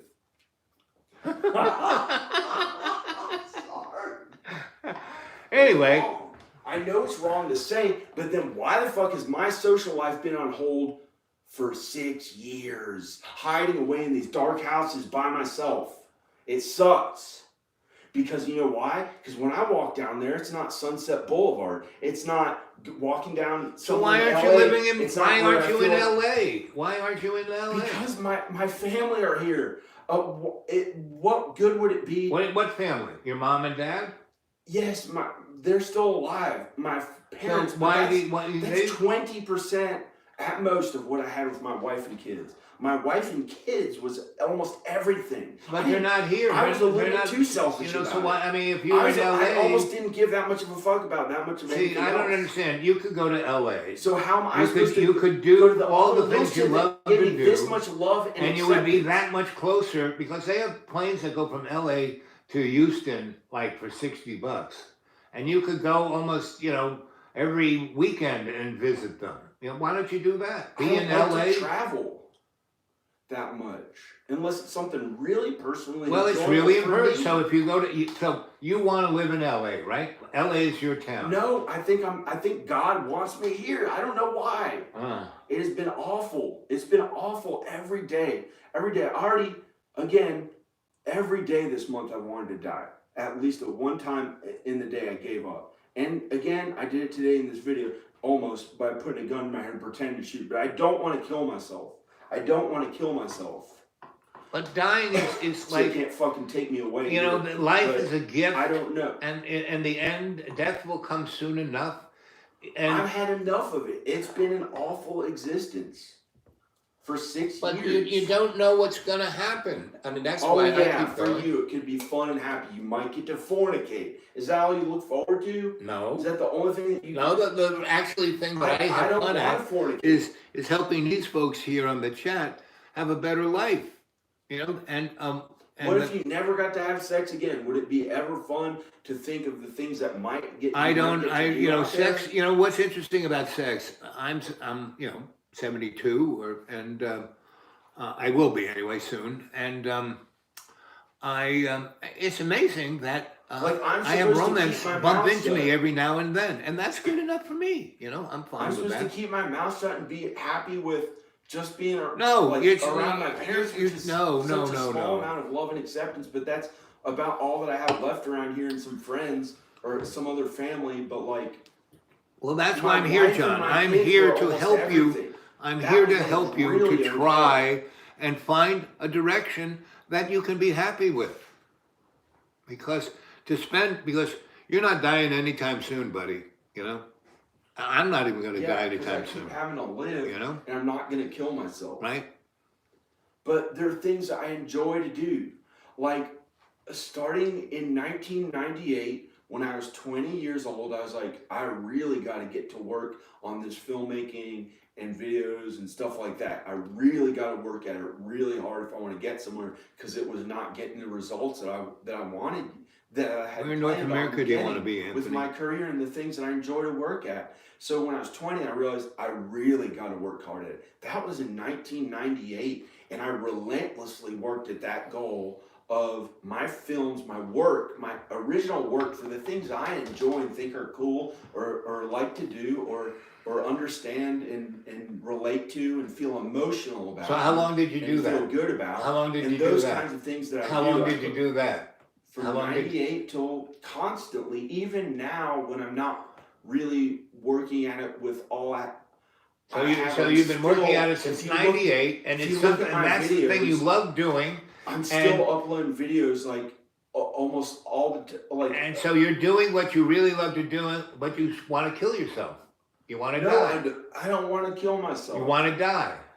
I want Danica to love me again, but I can't make her. If I can't, No, you I don't know can't. how to make her love me or what. Well, sure, you can't do it from here. You got to go there and stay there and prove to her that, hey, But it's this so little enjoyment. Texas, it's like some random place in the U.S. that. But it's not a doesn't random have place. anything That's that where your cool. boys are. That's where little baby Ayla is. That's where Danica is. It's not some random place. That's where everything you say matters to you the most than anything in the world is. So if that's where they are, that's where, right. So But she hasn't. little baby Ayla is so important to you. Yeah, but it's up to Danica how I'm able to be there for all of them. But- in a regular, normal But way. trying to get into their life from here, it's not, going there to prove that you are sincere. You're going to go through the. What do you mean sincere? How could Your she physical not? How could she is not a see that I'm not- representation she sees of your really well. society. She sees really well. Her health is really good. I stood up for her looking like an A-list superstar until she became really famous, because I loved her so much and protected her and wanted her to be okay, and stood up for her and the kids as much as I possibly could till they got kind of famous. Is that important? Well, it's something that I wanted, so I had planned on for myself. So I thought, we all kind of do it now. So, Roan was raised in that. The films and videos, not famous, but our work at that stuff, for Rowan, Does he have an he's known- agent? Does he appear in TV shows? No, we just did our own whole productions. We can do it from here in Roanoke or anywhere. But then, I don't know, I'm not against Roanoke, but it didn't feel as happy when the money wasn't coming from the things I enjoyed. Like, just going out there, it was like, since 2005, is this the results I got? However much money this video, however many people are watching my video now, how much money is that making? People can do the math. 1,000 views is what? The most, $4 or $8. Well, It's on the between average, $1 on the and average, I get $1. 75 people watch. How much money is 75 people? It's not even, So that's obvious that I do not do Dreamy Dreamland with Sensei Al Bob. You for don't cash, need the you know? money. You've figured out a way to not have to. How to use live money. on $400 and be That's happy. been something really special that I learned from you. Right. That I can get by on less if I have to. Right. You don't need a lot of money. I can get by on less if I have to. Mm-hmm. Art. So, As long as you have enough food, shelter. yeah. And, it's all relative, meaning I live in the woods. So spring, summer, and fall. I already had a stupid outburst being my stupid self. But those are the things that selfishly make me happy. Yeah, so John, do you like to paint? He's a painter. He really paints really I well. don't even care about being some big famous person. No, That's but do work. you like doing it? Painting is work. John, no, it is. To actually make it look that good. What, a piece of art? Instead of not looking as good. Right. That's a huge amount of effort and work. Well, I That knew. doesn't come So easily. talk about famous people. So I knew Kiki Smith, That's Judy the difference Ripka, between it not looking as good and looking really, really good. A Julian tremendous amount of Schnabel, work. It's not something that Dolly, you always enjoy. who else? Who would want to Painters. constantly have to do all that? Dolly John stopped Birmingham, doing not it. John Birmingham. Dolly He could stopped be. doing painting and Johnny painting. here. I don't Johnny care. could be famous and I rich don't from care his about painting, being that famous. but he As doesn't long do as- it. Those I people, want just my four loved people I ones- named, they I want had my to loved make ones, art. They never then- stopped making art. They weren't even thinking about the money. They just kept making art, making art, making art, making art. That's what I've been doing. And that's why they had big lofts, and they store all the paintings they made. And then I don't want to be like them. I want my wife and kids, if she loves me. If she's not going to love me, then why would I want her? So why wouldn't you want somebody else? then we can figure out ways to make money or whatever we would do that we make money at. Whatever it is that we make money at. You told me she's like making $3 I grand can a work on month. houses or something that whatever it is. You that I tell have me to she do. makes $3 grand a month. And that's way more, I live on She was making $400. $72,000. She made $72,000 in 1 month. Right. So I would say, 1 month, just 1 month. then, That was 1 month. that's not, But then other months she made like 6,000, 10,000, 20,000. and I live on $400 But a now month, and she- I'm happy. Now she's not making. I'm living as like a much. millionaire. She's still making money.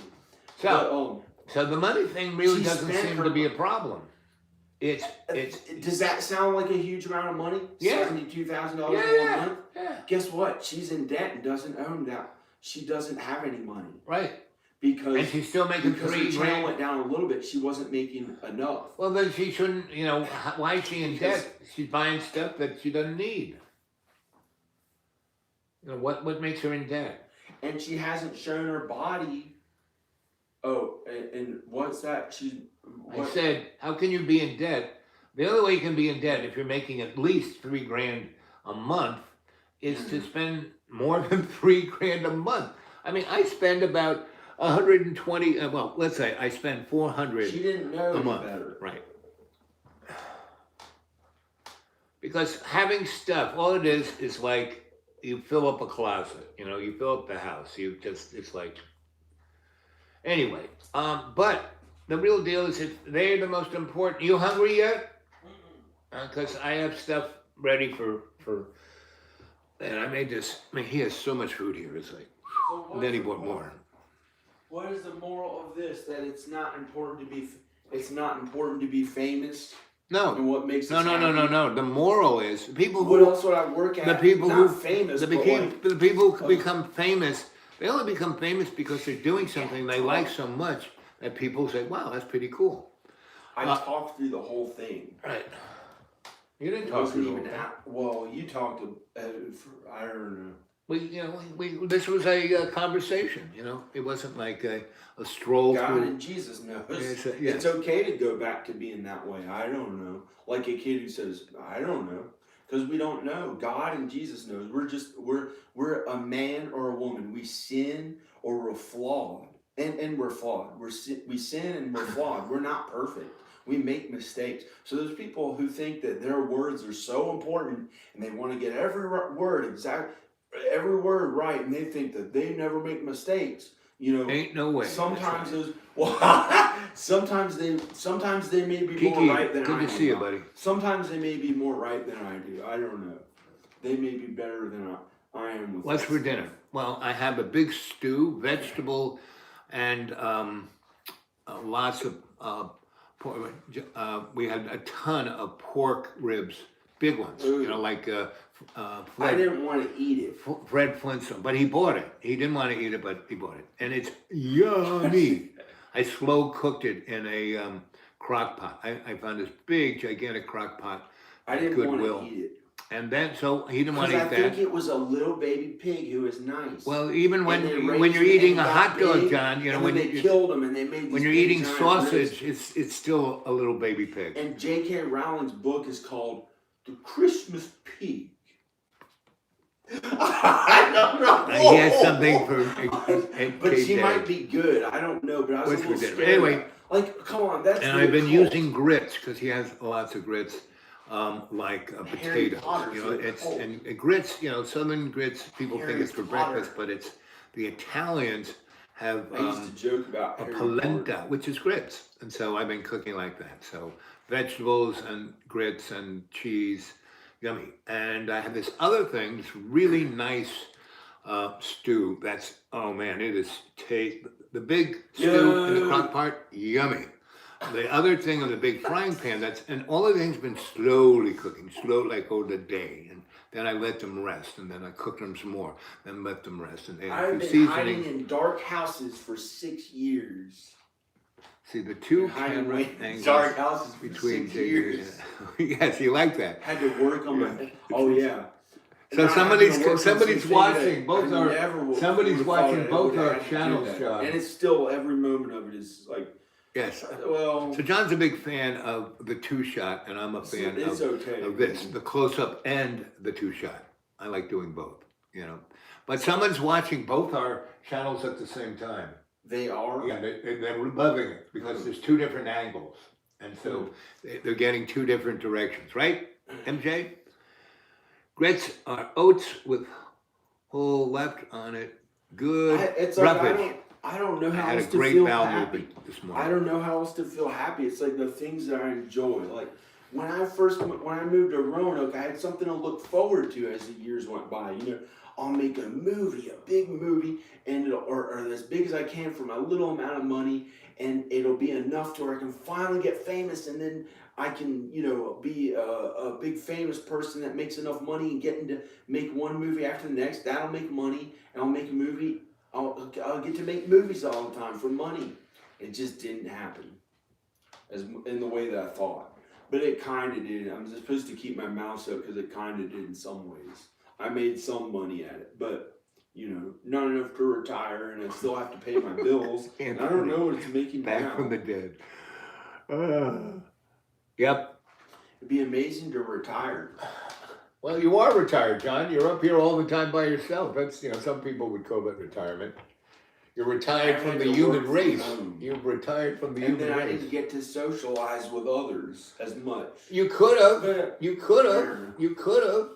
I'm offering you the opportunity to do that. In the next 2 or 3 months, maybe we can get into a space where, like, you have this house in New York City that we can go stay in, not have to pay. And then we can make movies there. You want to make, with your phone, we could do some pretty amazing stuff in New York.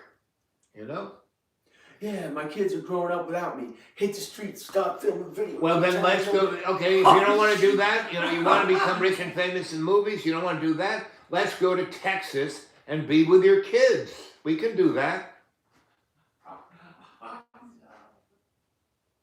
But instead, for the last 5-6 years, you've stayed here and talked to no one particularly except me. I'm the only person who really comes and tries my best to get you doing what. Get in fucking game! Yeah! See, isn't this great? I mean, this is like art films. I used to live next to an art film house before it became a portable house. And there'd be all these really strange movies. But nothing stranger than this. I think this is art. I really do That think looks this like is it art. might be You know? somebody handicapped. That I was trying to John, you're getting me to laugh like you laugh. I don't like the handicap. Maybe I'll be handicapped. I am handicapped, but I don't act handicapped, you know. So, and I don't even know if I'll keep living. You will, John. You've got a long.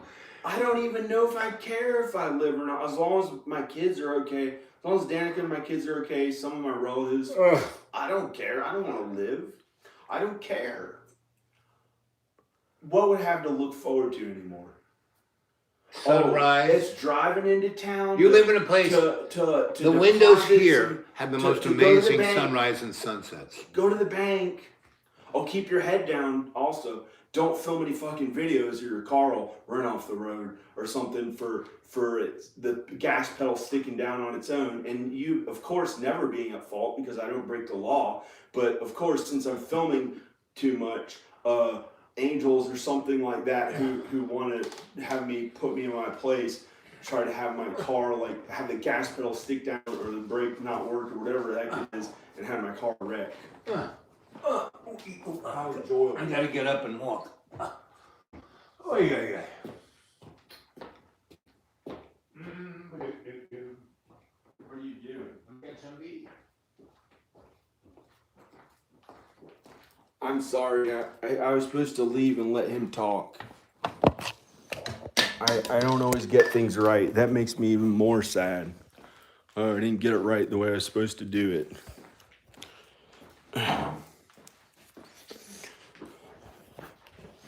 Hello? You want some? Am I a sad person? What? Am I a sad person? No, you're a good guy. It's been... Do you want some?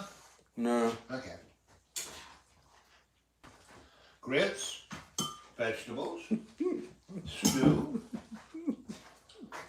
I don't know.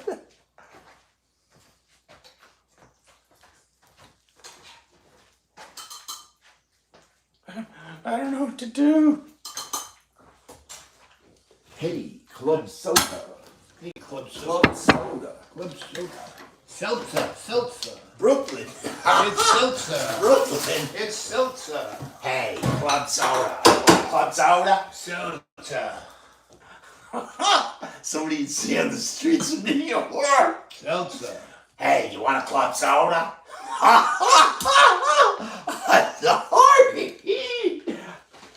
I'm sorry. It's okay. My parents drink club soda or seltzer water, whatever it's called. It's either or. You know, it's whatever you want to call it. Protestants call it soda. Protestants The call Southern it, Protestants call it club soda. Southern people Jews drink call club it soda. seltzer. Because the Jews used to Whatever have it's called. seltzer. Did you ever see a seltzer You bottle? want one? What? No, I already got one. Oh. Already got one. Already got one cooking. I'm gay. Terrible. Dude, like a big body. Like a man with a big body. I'm gay. I'm gay. That was awful.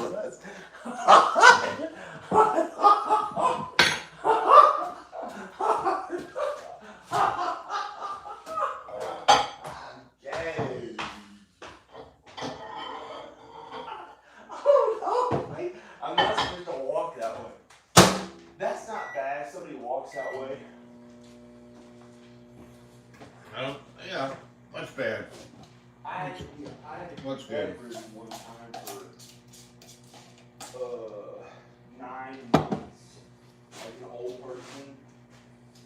So I Well, understand what the What do you think, kids? You having fun yet? I don't know.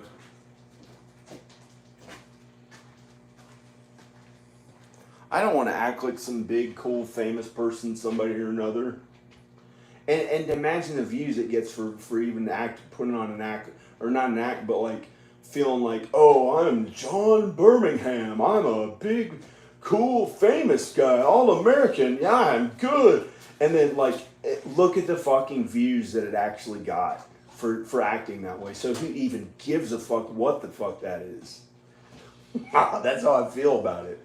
What is that? Putting on a fucking show that like my family and friends are like, okay, we'll give you the benefit of the doubt, and they're standing up for me to be that way. Like I give a fuck to care about. Like I'm so cool that it's John Birmingham. God gets all the glory anyway. And literally to have to act that way, that's not even myself, and to literally get 40 views or 200 views or 300 views or 1,000 views or 800 views. I could give a fuck a little bit less than people even know that it should be getting like 20,000 views for how many years I've been at it, I think. Unless, if it's appropriate for it to be this way, then I guess that's how it is. That's how it is. But I don't want to put on some show like I'm the cool, famous person who looks good. I don't even want to show myself. I don't care. I'd rather be retired with my loved ones, away from all of it, and not have to do films or videos unless I felt like it. Mm-hmm. Not have to do any work unless I felt like it. Finally. It turned into a waking nightmare of hell, is what having to survive turned into for me. Literal waking nightmare of hell. That's what having to pay my bills and survive was. So I don't know if people get it. It was not easy. It sucked. Yeah. And so I'm still afraid of it. That was at the end of 2014 when that happened to me. Mm-hmm. Yeah, It's like, wow. Nice too. But technically, I guess I could not work anymore. Mm-hmm. But then I'd have to show up at my parents' house. Because they would be helping me with money. Mm. So it feels wrong. So then I have to try to work really hard at stuff, I guess. No, Still. you can kick back.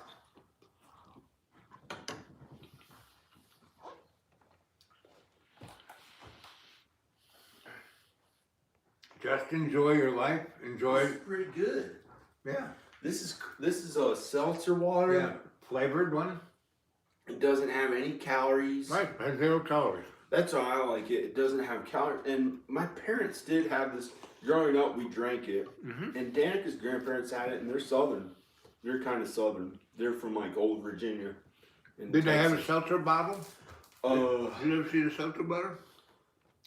I have not seen one of those in particular, the really old ones. Mm-hmm. But we did have an at-home seltzer water maker that we made our own seltzer water from water, Danica and I.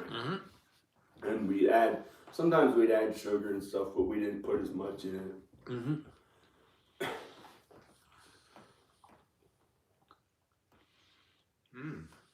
I'm not some big famous person. Come on. I don't need to put on a big act like I'm some cool whoever. Who cares? You know? Mm-hmm. I'm not famous. I think I'm not, or I'm kind of famous enough to where I happen to do stuff like that and it makes a little bit of money. Mm-hmm. Enough like to do my real films and stuff that I'm good at and stuff. But, it's not like an A-list actor. And it may never be. Mm-hmm. And I may die before, and if say like I got famous after I was dead, I think all our earthly works will be destroyed. No, not putting it to stew. All our earthly works will be destroyed on Judgment Day. It's carrots and so string why does beans it matter anyway? Pork and pickles and tomato sauce and garlic and onions and spinach. That's what it is.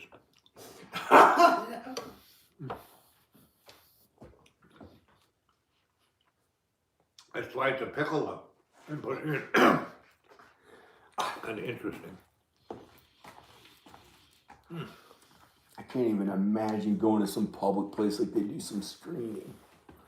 Like, what would it even be? It'd have to be 100 times what it was before for it to even be at all enjoyable. What would it be? Some other screening? Oh yeah, you didn't make any money out of course. Like when it was 2002 or 3, I was like, I can't work for free anymore. It's too much. It's been too much work already.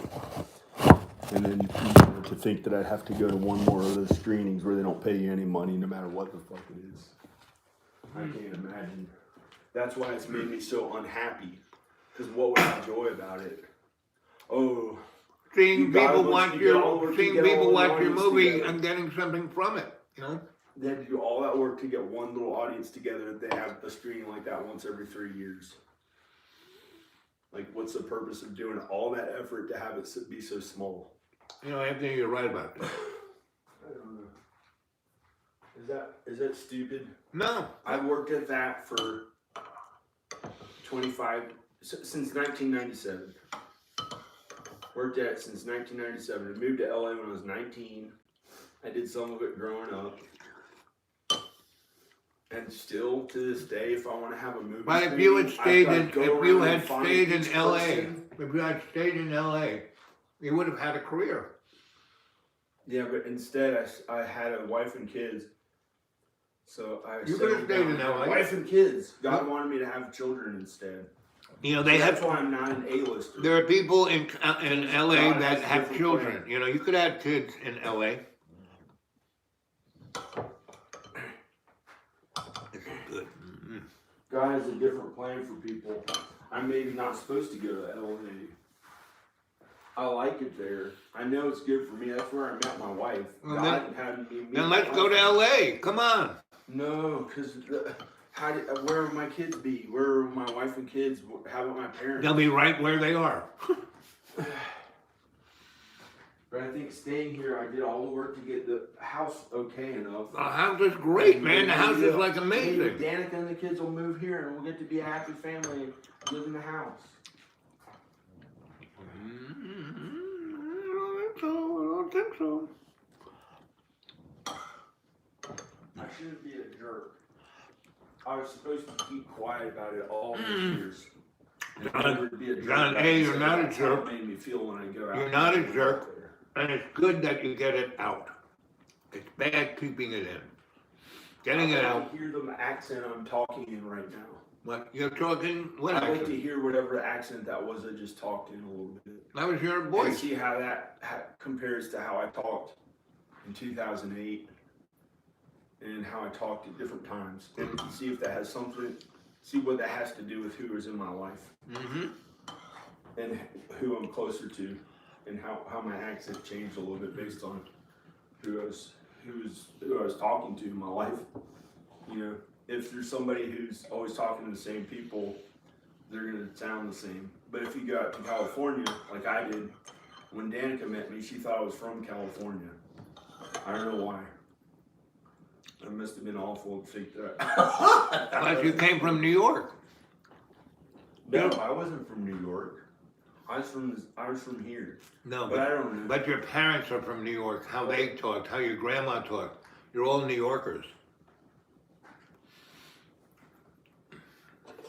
You were more influenced by your family than by anybody else.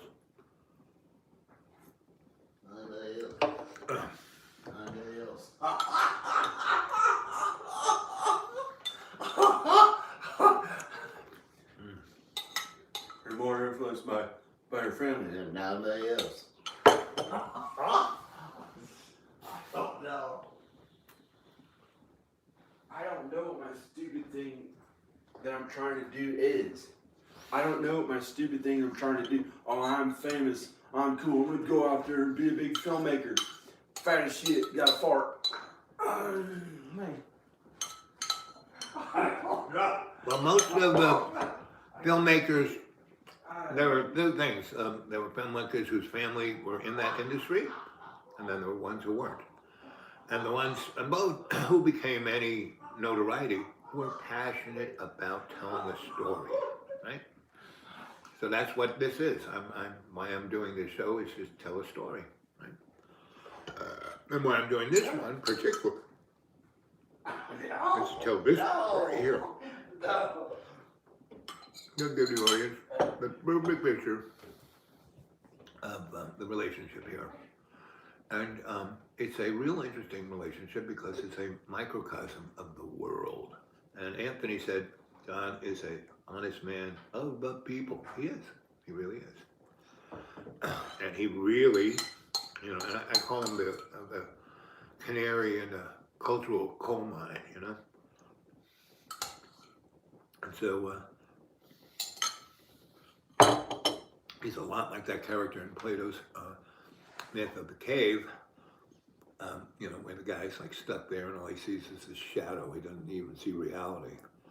So, and that's why John is this microcosm. I mean, he really represents what's going on. But the year 2020, because of certain things going on, astrologically, politically, socially, economically, you name it, everything is, you know, and I've been talking about this for the last year, I keep calling it the big splat, right? Because it reminds me of Wile E. Coyote, woo, always trying to do something to catch the Roadrunner. And the Roadrunner is, you know, John's, you know, his kids, his family, his career, his movie making, his fame, blah, blah, blah. And he's, woo, and our culture is doing the same thing. And they're missing the point of what life is about. Life isn't about, you know, becoming a millionaire, a successful guy. My dad spent his whole freaking life being a millionaire. And then he became a millionaire, he had to become a bigger millionaire. And once he became a bigger millionaire, he had to protect his millions. And then, in 2008, he lost in less than 5 days, he lost 3/4 of his assets, just like that, gone. And it just kept going. So by the time he died, a few months later, my sisters used to call me up because I took care of my parents. And in 08 is when they were really sick and going down the drain. And I was taking care of everything, you know, doctors this and that. And anyway, so my sister just kept calling up, are they dead yet? Are they dead yet? Because, you know, they thought they'd inherit millions of dollars. And, you know, and my oldest sister, my dad made her the power of attorney, and she didn't realize what his, you know, she just, oh, he's a millionaire, right? And he needed a power of attorney, and I said, Dad, why'd you make her power of attorney? Why'd you make, you know, I know what's going on, I know the ins and outs of your life, why, you know, he goes, well, your older sister, I can manipulate to do whatever I want, and I know that there are points in time that she'll have power of attorney, and I want her to do X, Y, or Z. Now, I could trust you always to do the honorable thing, the correct thing, the thing that would protect your mother. But that may not be what I want, so I picked your sister because I can manipulate her. And that was my dad. And like I said, when he died, well, when my mom died, I mean, he virtually had nothing. So he had these 2 pieces of property that were worth millions, but the real estate business went through the frigging floor. And he had this house in Florida that somebody offered him $4 million to buy because it was its location. It was location. The crash happened, and that guy who wanted to pay my dad $4 million for it knew that my parents were dead, so he got a hold of a real estate lady who did auctions in that area and said, listen, if these people come and desperately try, you know, do everything you can not to sell that property, and then when they need, you know, come to you to auction it, sell it to me, you know, for as low as they can go. I'll make sure no one shows up at the auction. And that's exactly what he did. And he paid the auction lady, you know, I don't know, 50, 60 grand. And he got his $4 million piece of property for, you know, less than 100,000. But we sold it for less than 40,000 at the auction. And I said, no, girls, let's not sell this. Let's hold on. The real estate market will come back up. Let's rent it. We could probably make $3 grand a month renting this thing. Oh, no, because they had bad vibe. You know, they went there. My father yelled at them all the time. They wanted to just get rid of that house. Me, I was with them for 28 years. I had a good time there, you know. So that's, what is it you want about your life? Because 2022 is a time when, if you have conscious intent, if you are focused, and that conscious intent comes, John's always talking about God, but he talks about it like it's a transactional thing. Like, if I do this, God's going to do that. That doesn't work that way. You do it together, right? And I never like to use the word God, because if we take it back to the Sumerian, that word is translated into dickhead, right? Or, as I like to say, Richard Cranium. So, we're coming, the last 2 years have been pretty interesting, but 2022 is going to be, and, the powers that shouldn't be in the hidden hand, it's like hanging on by their fingernails. And that's why they've done all this crazy stuff. This has started, this rotation of the same.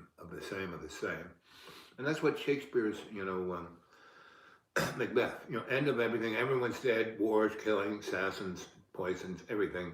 And the only guys left is Macbeth and his buddy. And his buddy's going, woo, yeah, we won. And Macbeth is like, well, Macbeth is always like, And his buddy says, so what's the problem? And Macbeth is, it's tomorrow. What do you mean by tomorrow? We'll go have a party. We'll go. It's like me. I'm so happy to go like that. Come on, let's go have a good time. What's the problem? And he goes, no, it's the tomorrow. And then what? And then the tomorrow. And then the tomorrow. And then tomorrow. And tomorrow. And that's why John wants to die, because he's just living the tomorrow and the tomorrow and the tomorrow. There's nothing there. He's got all of this, right? He's got all this talent, all this experience, all this everything. I just let him tell his whole story there. And he could be happy. And that's what I'm here to do, buddy, is to give you the opportunity for you and God to be happy, to enjoy these years you have left in your life. Well, I may end up getting to live to be like 110 or Yeah, how old was Noni when she left? Maybe 100. Right. I'd probably the oldest I'd live would probably be 90s. How about your grandfather, the policeman? How old was he when he died? You're not very old. 70? 78. Yeah, 78. But he's not genetically related to my father. Right. My father was adopted. Right. So he's right. But your mother's roots, her genes, everyone lived a long time, right?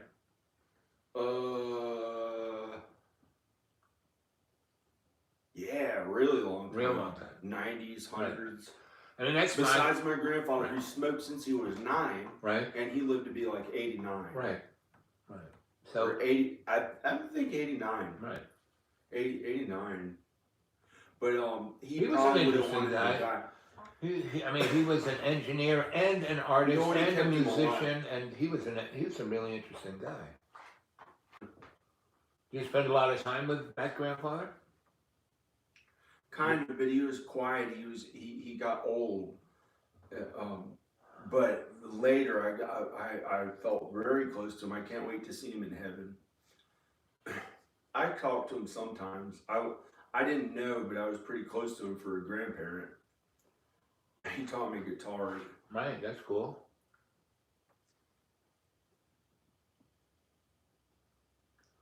I wasn't like...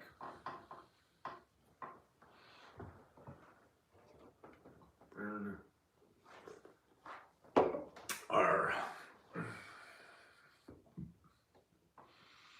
Well, I wasn't.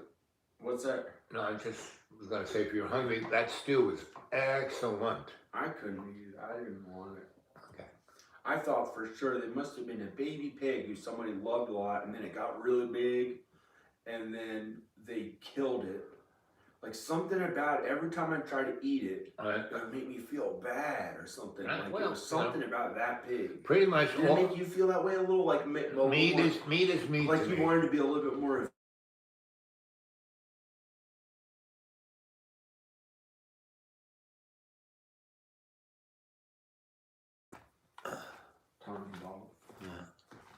What was it telling you?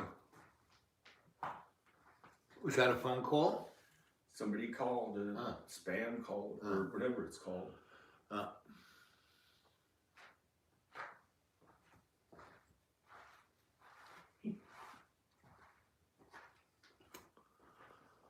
haven't worked out that much for.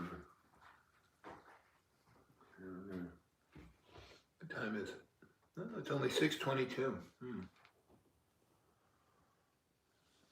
6, the devil, 22 to your head. So hard. I don't know. Shit like that, you know, Rob Zombie. I don't know. It's the kind of stuff that I don't like as much. But 22, I don't know what that means. Or 6, just 1 6 by itself. That doesn't mean anything bad. But if somebody has 3 6s in their birthday, usually, I don't know. I still They're can't. Satan. I still can't They're judge them. Maybe Satan. they get into heaven, I bet. Some might get into heaven.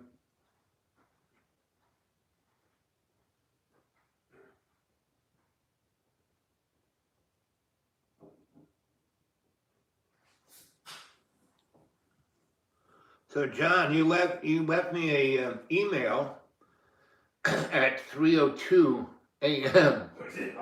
So you were still awake in the morning. Do you know what you said in that email? Oh no, I don't know what it said. Well, I won't read it. It wasn't very nice.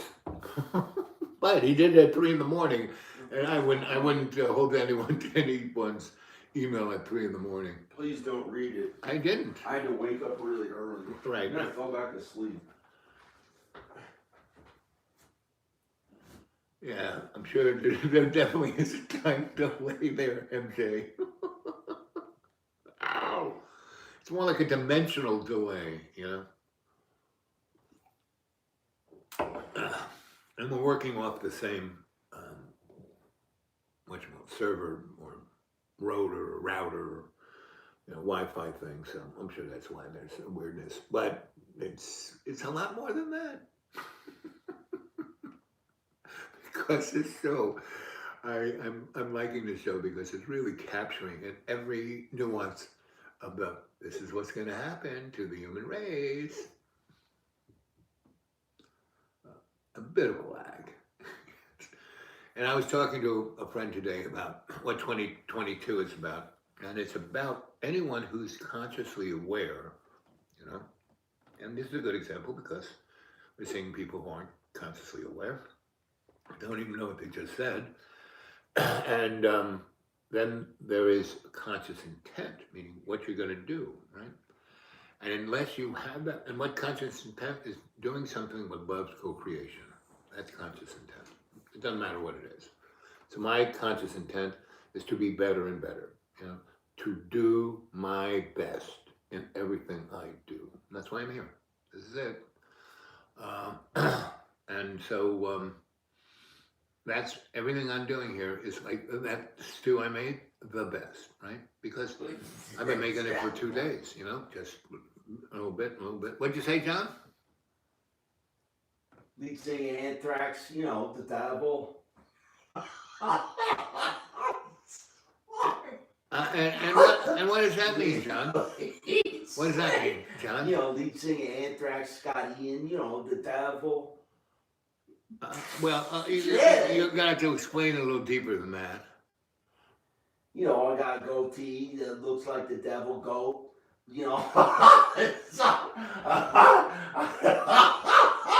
That type of stuff I'm into, the devil.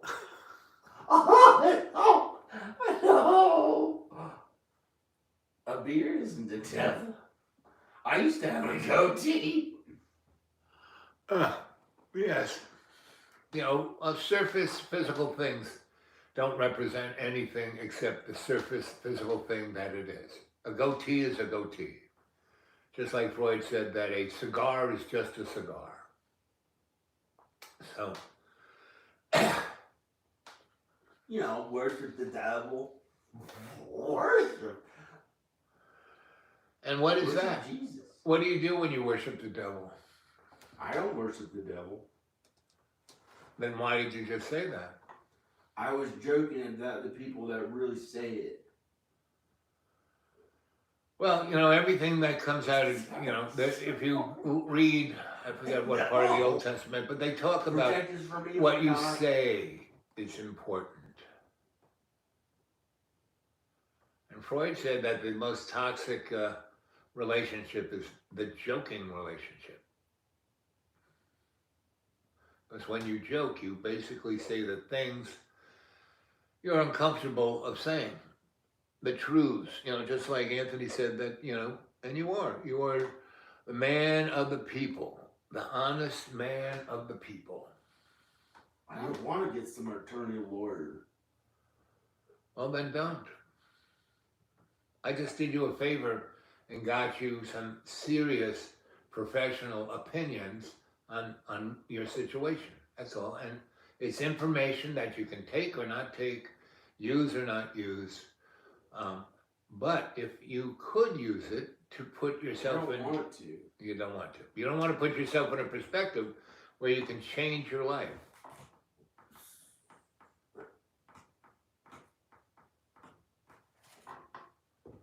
You just want to continue doing what you're doing.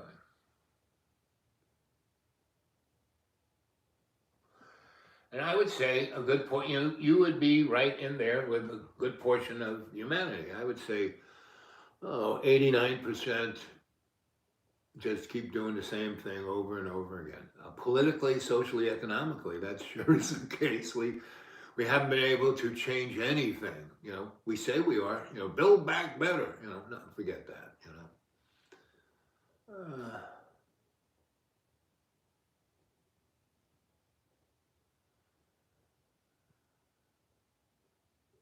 Yep, ad Horton. I like that word, MJ. That is pretty much what a good portion of the human race and our Maybe culture. I'm getting closer to dying. I don't think so, John. Because I shouldn't have, there are mistakes that I made, there are things that I did wrong. Like, when I walked around and danced around and said, I am gay. And, it looked kind of almost like it was making fun of the handicap. And I almost never do that stuff anymore. I don't do it, I don't blame minorities, I don't blame the handicap in my jokes. I don't blame, I try my best and almost He never does it do. about 100 times a day. And I get along with them all. I mean, How do you get along with them when you don't see anybody? when I see them, say like any Mexican person or black person or person of color, But you don't leave this any hill. minority. You don't see anybody. Here and there I do. Like when I was working on my house here and there, I got one or two people who are minorities to work on. And I don't have any inhibitions around them about them being a minority. When I was younger, I did. And my jokes when I was younger were more like, and kind of said things a little bit more borderline racist. But I don't do it as much anymore, and I'm more kind, and I don't sin as much. But I still have a temper, so maybe I'm getting closer to where I'm ready to go to heaven, but I still, You got things to work on. Video. You got things to work on. But I'm getting there. Oh, you are getting there. I told you earlier today that you have you are a lot different than you were 6 years ago. Okay. A lot, but Yeah, a lot better. but inside you, the person that I mean, I I'm, saw I'm was a better person. you are, but you've always been that better person, John. You're just When I was much younger, I was a really good person. no, but even when I saw you 6 years ago, you were a good person. You just didn't let yourself be that good person. I didn't know. I mean, I believed in Jesus, but I didn't I didn't understand as much as I understand about it now in a kind of good way of the Bible. You think I'm a better person than I was when you met me? Yeah. You like I was more mean? No, you were not more mean. You were more frightened. But I don't want to die of cancer like Norm Macdonald or somebody like that. Norm Macdonald talks like this. Well, he, Talks like you this. know, he basically. He talks like this, or he talks like this. He talked a lot. He talked like an old man. That was his. That was his trying thing. to say. You know. The thing that you're trying to say is Right. He talked like that politician who held a pen in his I don't hand. want to die like Norm Macdonald or something. You know, it would suck getting cancer, but maybe I'm supposed to, because when I was younger, I was so mean for about this cancer worry had bothered me from 2011 to about 2015. And then I joked about it and I thought it was so funny. I laughed really a lot. Like I would feel like almost like I would laugh at cancer or anything. It was awful in the privacy of my own home. And so maybe I didn't want anyone to get cancer that I know of. But people get angry in their thoughts sometimes about people, and they want people to die or who knows what. Like, and we mess up in our thoughts. But I hope I don't, get cancer, but I don't see how I get it right now. Well, cancer is an environmental disease, right? So our present environment is a toxic swill. I mean, this house here has really great water. There aren't no farms or things above it that sprayed anything. It has an artesian deep core, and it's not hooked up to the city, so there's no fluoride or chlorine or any of that. So you're drinking water. How much water do you drink from the tap from your house here? I don't know. I'm only 18. But I don't know. Drinking this stuff, they get the cheapest, crappiest water out of whatever source, and that's it. So if you're drinking a lot of this, even though this is this is a 0 calories cola, so. I'm the son of David Duke's grandson. I'm only 18. I don't know anybody. I can't imagine what those people might be like. Who are those people? David Duke, the racist. He's not. David Duke is a politician. He's not a okay, I'll agree with that. Every politician's a racist. No! But, David Duke's no special, any different from any other politician, David Duke is no different than Obama. David Duke and Obama are... You mean in their selfish things that they want? In their being politicians. Being a politician, they are... I don't know. Basically the same. I don't know what they're like. So I can't judge David Duke. Yeah, well, he just did, So we take that one back. We're taking that one back. Whoop, there it is.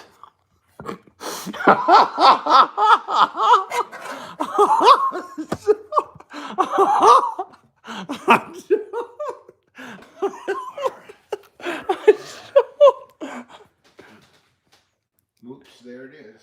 No. I'm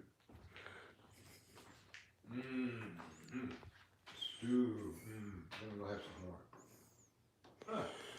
Now you just hang in there, gang. I'll be right back. John, you talk to the fans.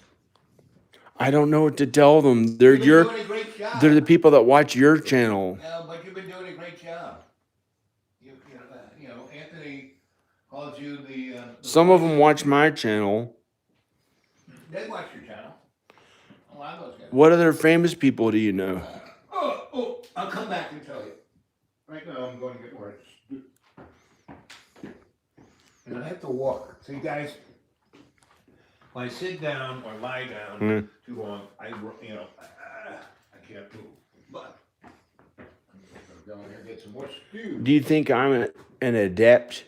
Hey, Dad, What's an adept? Google I'm it. gonna film him. Google it.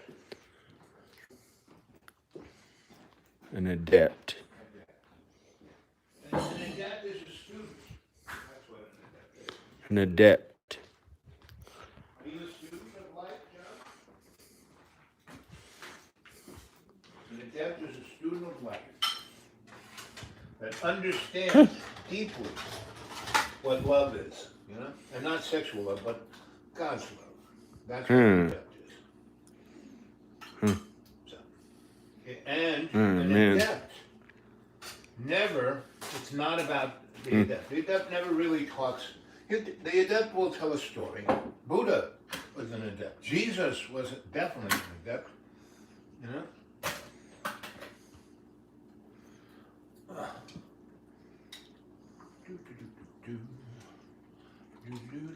Oops. Oh man. I don't know if I can eat it. You don't have to. I don't want to. This over here doesn't have any of that. You can have Well, this. No. I'm just using this. Yeah. as Yeah. No.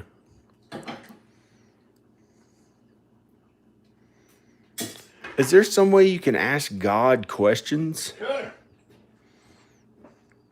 How do you know if you get? How do you know you'll get an answer? Well, you'll get the answer, that's for sure. It may not be the answer you want. That is the thing. That is the thing. Or is that asking for a sign? How they didn't want? Yeah, you're not supposed, no. But the sign will be there. The They thing didn't is- like those people who asked for a sign in the New Testament. but- They wanted a sign to prove that God existed or Right, something. right. And bottom line, there are signs everywhere. If you're looking for a specific sign, you're not going to get that. But looking for a sign, they're everywhere. I mean, all you have to do is look at your window. Look at all those trees and the bushes, and the sky and the sun, and the birds and the bees. Yeah, but Jesus. That's Jesus. They wanted a sign in the New Testament that Jesus was really God's son. Well, I mean, what? Walking on water wasn't good enough, healing, Yeah. bringing back the That's dead, that's why I think God bringing the doesn't like blind, that wasn't good in the enough. Old Testament they don't like fortune telling. Yeah. But then No, it's basically what they don't like is anybody telling them what they don't want to hear. If you read the stories, it wasn't But then that they had the they were just being told what they don't want to hear. there are prophets who wrote the Bible. And Jesus was a prophet. Well, no, he was the real deal. He wasn't a prophet. He was a prophet too. Well, he was. I mean, he was not He a was the real deal. regular man. He didn't sin. He was a man. but he was God's son. The Islam religion, right? Mm. Muhammad was a prophet.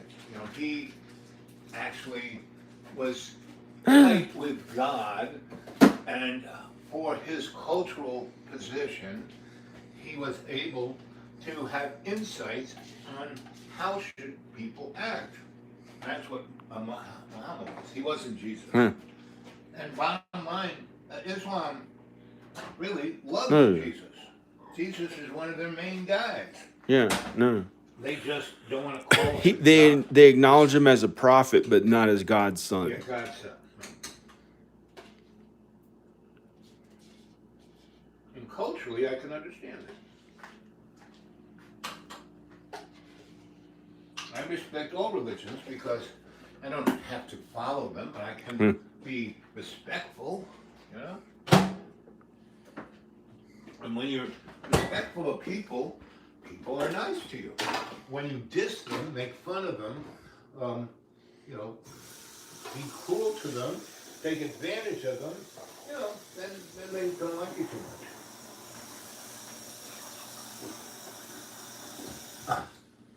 Okay.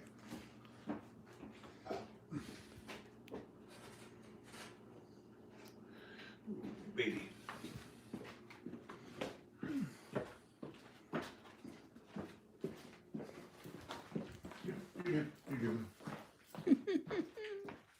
No, not gay. Walk into the door. He's the man. Can we turn the heater back on? Yeah. How about if I put the heat on here? That'll make more noise and cost you a lot more money. This thing is just a nice little thing, and it doesn't make that much noise.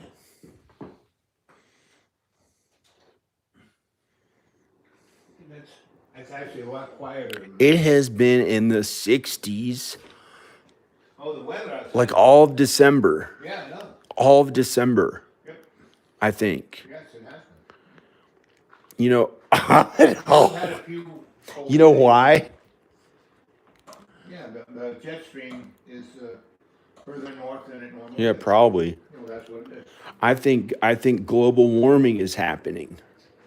And I think You know, it's going to make the southern U.S. warm like California, and then California's going to get snowy. Yes. There's a bunch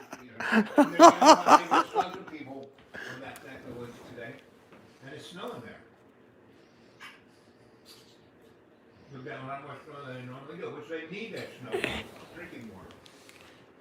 So it's good.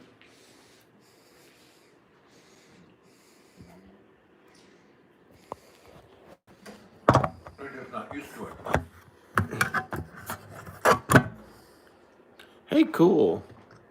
Does it work? This is awesome. I got it hooked up on the tripod.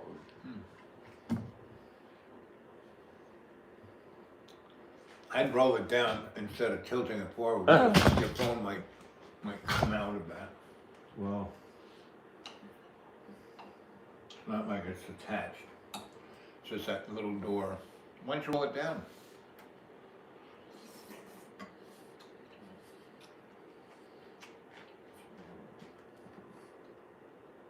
this is awesome. Live video with a cool tripod. Mm-hmm. I mean, it's not the super. It's okay.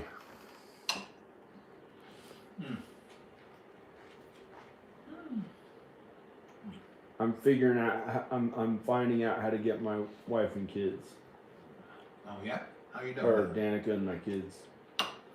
Whatever we're What's supposed the to call it. plan, Stan? I don't know, but that's my main thing, and to try to figure out how to get to be with them again. So what are you gonna do? Well, it's difficult when she's like. In Texas? I think she's gonna have to leave her house. How you gonna do that? I'm gonna get her to leave something that she don't wanna leave. I think she's gonna have to come back here. Well, how you gonna do that? God's gonna help that to happen, I think. God is gonna. I don't know. God is gonna make that happen. I don't know. I hope so. Why would God do that?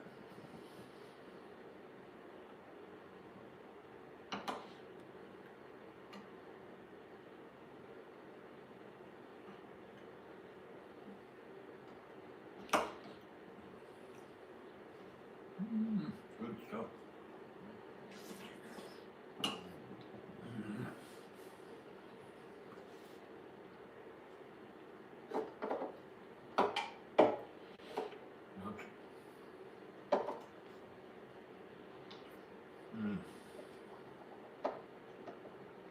How about that one?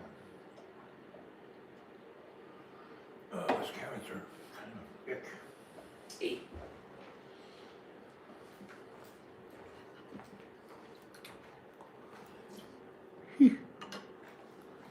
I'm gonna pee.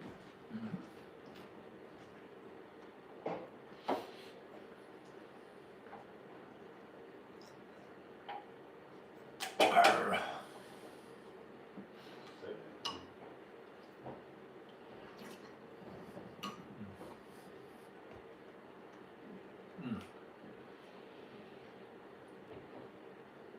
A laughing cinch. He is. He really is. Wow.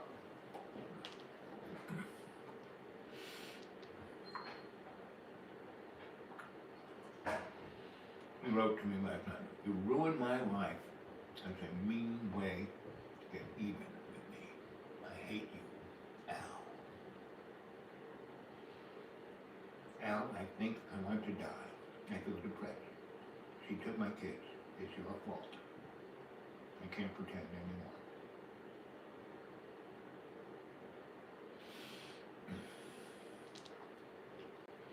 Well, that's an internal voice, which, you know, I'm the one person, you could say that too, that, you know, but understand. But, as you can see, I'm trying to try to get him to face reality. Yes, he is. All kinds. And he's, you know, he needs severe help. He won't get it. Lauren, he hadn't left here for 2.5 years.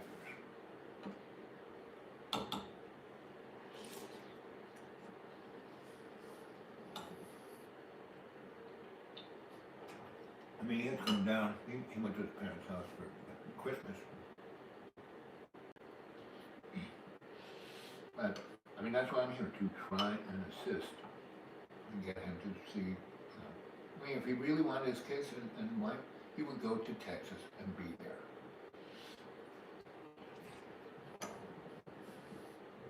And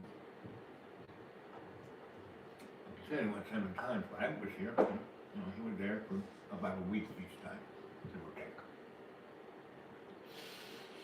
And, you know, he talks about God and blah, blah, blah, but you know, so do I, but, you know, I have had a physical relationship by being my best servant, being here, doing, not wishing, not hoping, not trying even, but doing.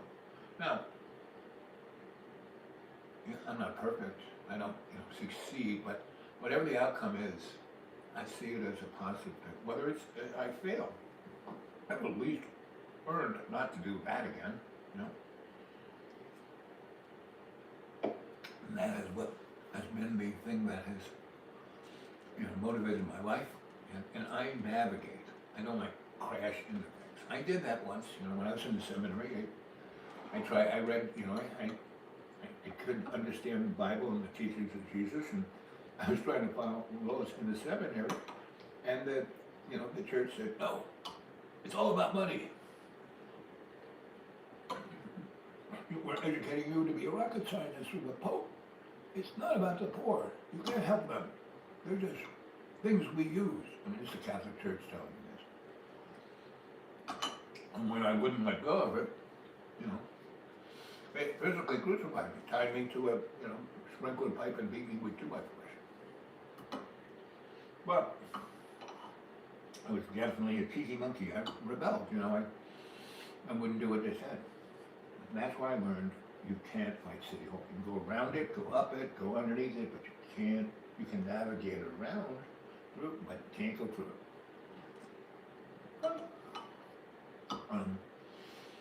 And I'm not here to tell anyone what to do. I'm here to tell you a story. I'm here to show you a path that I have taken and what it has done for me. Maybe from that you can learn something, because that's, you know, my gift to you. Now, John's a pretty, you know, he gave me this seltzer. And that was nice, you know, that's generous, you know. You know, then he gave me another one, you know, that's very nice, you know.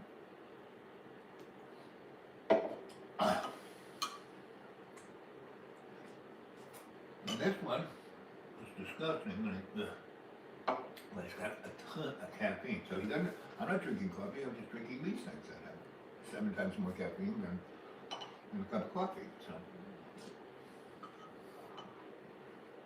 and again, one of my, I don't know if it's selfish, but people often ask me why I do, like, you know, don't give up, you know, well, that guy's a jerk, blah, blah, blah. No, he's not. He's not. And as, you know, Anthony, I think you came closest when you said, John, Birmingham, the laughing saint. I mean, that really is, you know. But the saint part is when you serve love's co-creation. He hasn't quite got there, because it's still all about him. Now, it's hard, you know, being a human mud puppet, it's hard, you know, and we're taught, we live in a sociopathic world, and so everything is about me, right? And even, so you look at, you know, Marx and dialectic materialism, right? What is its name? It is, you know, all about materialism, stuff, the illusion of the world, the ego. That's what dialectic materialism is about, the ego, right? And so they said, oh, religion is the opiate of the masses. Religion, not spirit, not God, not your connected tissue, not your faith and love for creation. And so, you know, and you have to realize who is paying the bill for Marx and Trotsky, right? No, Marx and Engels. You know who it was? It was Mr.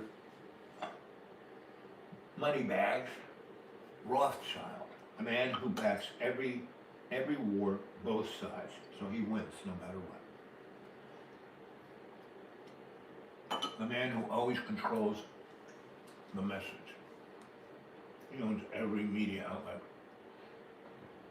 Even though they're owned by different corporations, he controls them. He owns them. He's the money behind them. You know, he's the man who has bought every politician around the world. We have the best legislators money can buy. And then he has his minions blackmail him. Right? And those guys are so attached to their ego, they can't let it go. So they're easily manipulated. Me, I've got nothing. You know, I only do this show because of you guys, right? And it seems to help quite a few of you. You know, I get a lot of you contact me at the dude842@gmail. And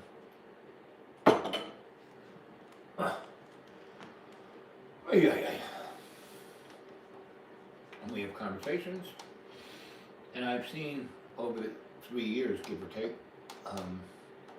a lot of you change for the better. And that's why I do this show, right? Because it is in service to love's co-creation. And that's why I have faith that, you know, no matter how weird the world seems, I mean, I'm a historian, you know, the world has been way more weird than this, right? And I even, in the 70s and 80s, way more weird than this. So. All right. So,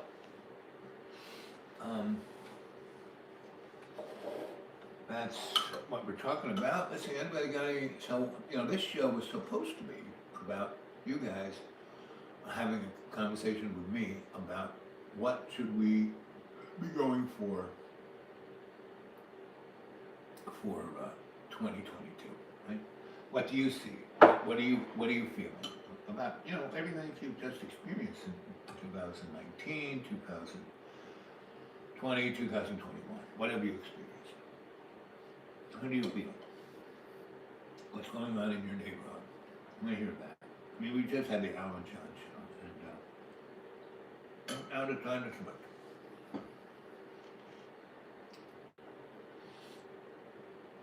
Right. We went to New York, we had, I mean, but the problem is, John would like, that's not, you know, I'm going to do my best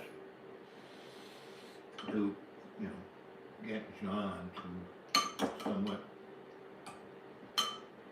do it. And I'm going to, you know, be here until spring doing this, right? And and what would be really nice is if, you know, but before February, I could get John to, because I have a lot of friends heading south, because I used to go south every winter, so I have a lot of friends that we could stay at. And a lot of fine people, a lot of fun, you know? Good people who are always, oh, come on. I just talked to a bunch of, you know, I have some friends in Nashville, and Nashville's a musical, you know, media town, right? Birmingham, that's his name, you know? And those people are really interesting. They are leftovers from the Rocket Boys. And they have some really good stories. And I have friends in Savannah, where the art school is. That would be really fun. Friends in Daytona, friends in and where Disney World is, and all the way down to the Keys, right? And then going from the Panhandle out, I have some friends in Mississippi, and people. I have also Atlanta. We have plenty of places where we could go stay, and they're well-to-do.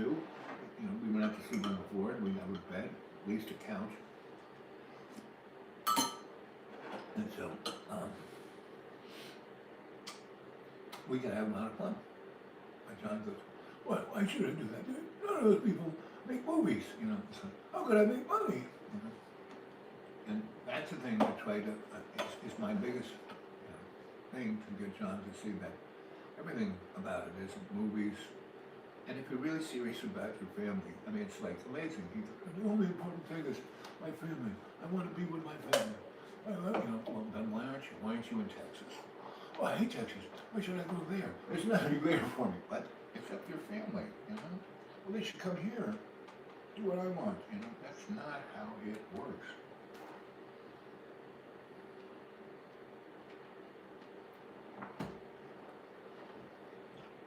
A little power supply slipping out. So, that is, Robert John. I don't know. So, I'm giving myself, like I said, I came back to the moment to tie up all these things. And I'm doing a pretty good job.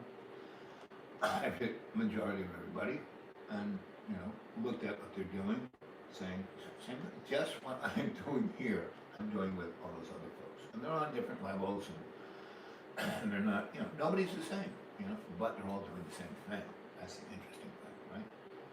Now, even I do that in a way, and yet what I try to do is be consciously aware of that, right? And then, with that awareness, take it into intent. So, I'm not perfect, but I can do my best. And by doing my best, and that's what, you know, when I died in 2000 and, it was either 13 or 14, I died in that plate of spaghetti. The end of 13 or the beginning of 14, I'm not quite sure. Right around there. Right around this time. Right around this time. Around 2013, 13, and 14. And, you know, so the last 3 deaths I've had, I've actually had that life review, right? And how I experience it is, like when my dad died, right? And my mother died, I was right there. And physically, I was right there for my mother, right? And I was like right there. I was the person in charge. My dad was like a basket case, and I was making decisions. And I was making all these decisions that I should have been the, you know, power of attorney. But no, and all the institutions, all the doctors, all the everybody, you're in charge. Because it'll make it a lot easier, right? Because he talked to my sister and she was like, humming. Is he dead yet? I want his money, you know. And so I was there on the ground, and so when my mom died, and it took her to die. It took her 4 days to die. I mean, actually, in reality, it took her like 6 months to die, because she died, went to the hospital, they revived her, she stayed in ICU, and she was fine. She went home, and then she said, "Okay, you need hospice," and those people visited a couple times a week, and then my dad, "You have to come here and take care of us," because in Florida, he had to have 24 hours care. And so he was too poor to get the hospice to pay for that, so he had to pay private nurses to come, and they were useless, right? They just sat there, read a magazine, and chewed gum, and got $22 an hour. And so that's what my dad was, "You gotta come here and take care, you gotta." And he didn't say that, but he said, "You gotta come here." And so I said, "Dad, you ready to pay me 30 grand? Because I was working for him, a desperate lawyer, so I was almost done, I was gonna get a nice paycheck." He said, "Wait a week, you can deal it for a week." And then I had to add on another week, and he was like going apoplectic. So I said, "Dad, you're not being your best self," And so, and none of my other brothers would touch it with a 10-foot pole. So all they did was, are they dead yet? Are they dead yet? Because they wanted their money. So, I myself, wasn't even there. I finished my job, I went to Florida, right? So I drove in got there around, noonish, and I drove in and parked, went in the door, hey Dad, and then he turned right around and threw that nurse out, get out, you're fired, She goes, you can't fire me, I don't work for you, get out. And so she said, you'll be sorry. So she went out, and another one came right back, in there, right? And he threw her out.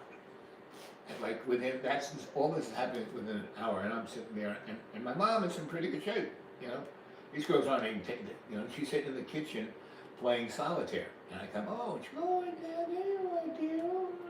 And I brought her flowers, oh, you brought me flowers. So we were cutting them.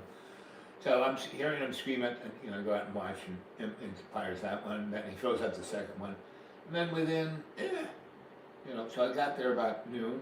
By 2, the police were there, and they arrested me for parental abuse, right?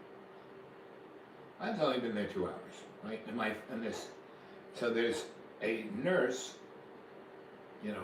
social worker, who represents, she actually works for the state, but she definitely works for the HMO that was getting my dad's money, right? So she, and my father, forget it, he wanted to grab her and choke her and kill her. And the policeman's just watching this, right? And he looks at me, because he's been told that I'm the guy who's to blame for all of this, right? So I'm just like, and I've been working for lawyers, so when I hear them saying that to me, I go, yeah, okay.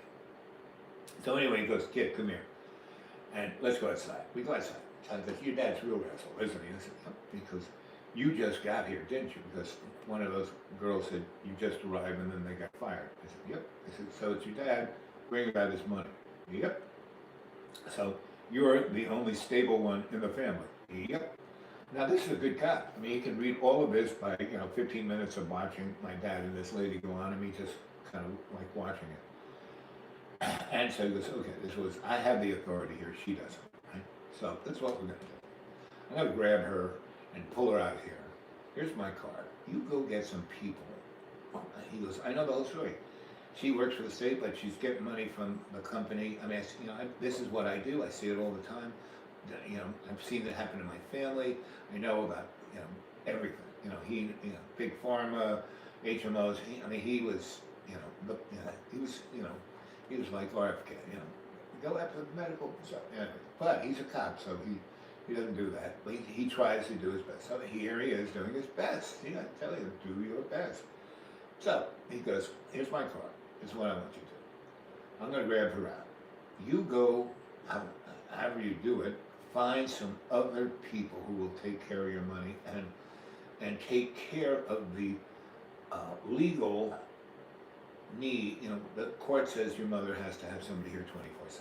You go get some people that your dad can afford and stomach. And he goes, I know those people. They just sit there reading a magazine, chewing gum, and they're obnoxious and annoying. And wait, don't tell me what to do.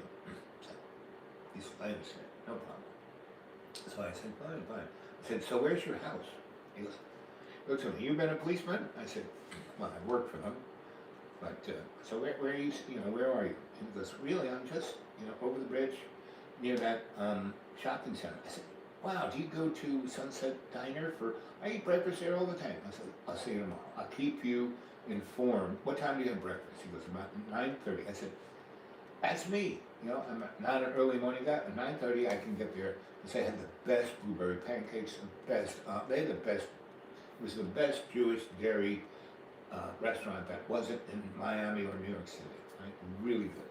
And everybody was nice, and I'd known them for years, and I had my special table, and I always had the New York Times and Wall Street Journal waiting for me. So I said, so I'm going to do that, here it is, Thursday. Why don't I have breakfast here Monday? You see it at 9:30? Oh, it's a date. So, and we did, I called up the newspaper, put an ad in the newspaper, and this is in '08, the crash. Everyone got fired, so people are looking for jobs. So it comes out right away. But there Thursday, I called there then, and they put the ad. The paper's coming out Friday, so the ad's there. So Friday afternoon, we get all these phone calls, and these people show up for an interview, and they all have big resumes, and they've worked on this and done that, and they're expecting 15, 16 bucks an hour. And so my dad is, so who are you? Where'd you come from? What's your daddy like? What's your mommy like? What religion are you? What's your sexual preference? Have you been arrested? It just goes on and on, prying into their lives. And they're just saying, read the resume. And he's just going on. Because that's what he loves to do, to put people on the hot seat and torment them. And that's one of his Virgo things.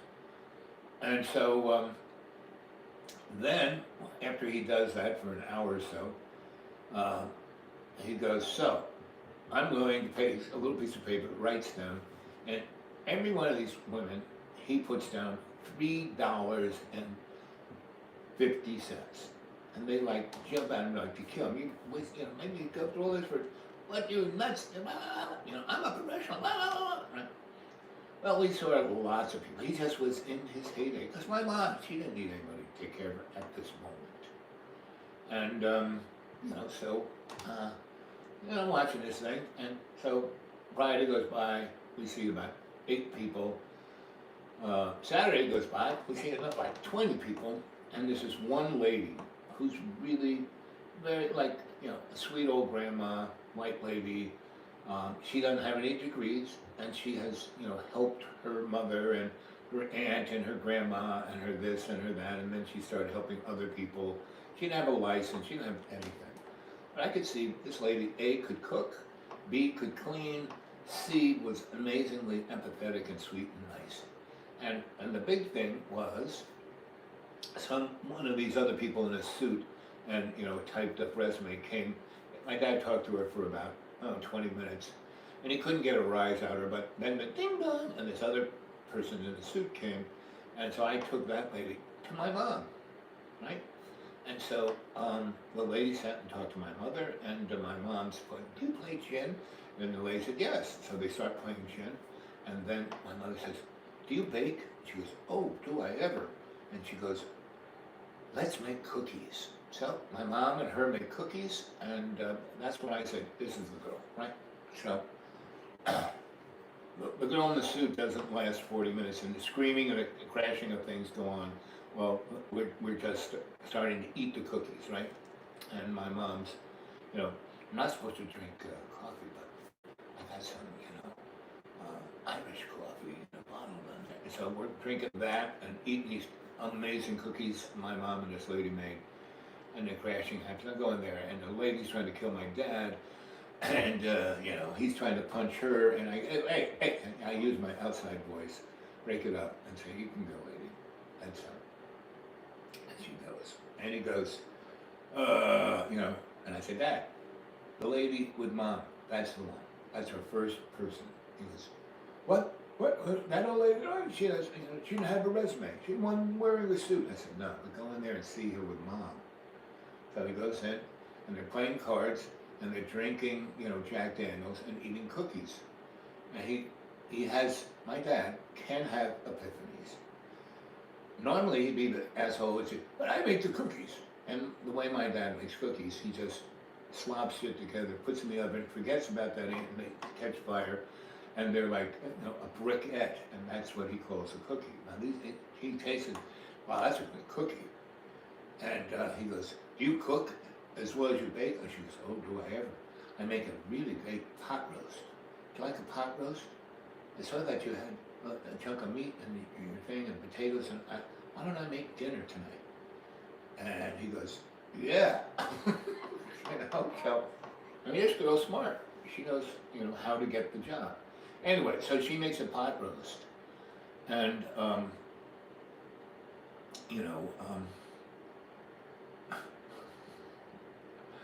and he loves this. They're talking. He loves her. They're telling stories. She's listening to his stories, and it's making. And my dad is all about my mother. Right? My mom was the admiral of the Navy. My dad was just the captain of the ship. He said, "Wilma, you like? I love her.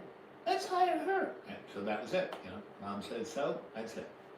But then my dad, you know, writes the $3.45 on a piece of paper at dinner. He's sitting with us. And he goes to slide. He goes, "This is what we're going to pay you." And my mother just reads it and says, "Honey, $10 an hour." And the woman says, "That'll be fine." And again, my mother said it, so that's what it was. So, you know, we have our first one. Monday comes around, and I go to the, you know, have breakfast with the policeman. I said, "Yes, we have one. And her name is," I give him, he said, "I know her, she's great. She actually, you know, my great aunt, you know," and blah, blah, blah. He says, "That's great. Get two more like her, it's no problem." He says, "And you got all the time. If you got her there, no problem." And he said, "I'm going to go in and, you know, fill out some paperwork saying that it's all no problem, everything's taken care of. So no one, other than me, you know, no one will show up again, no matter, you know, and the company is totally out of the picture." Right? So great.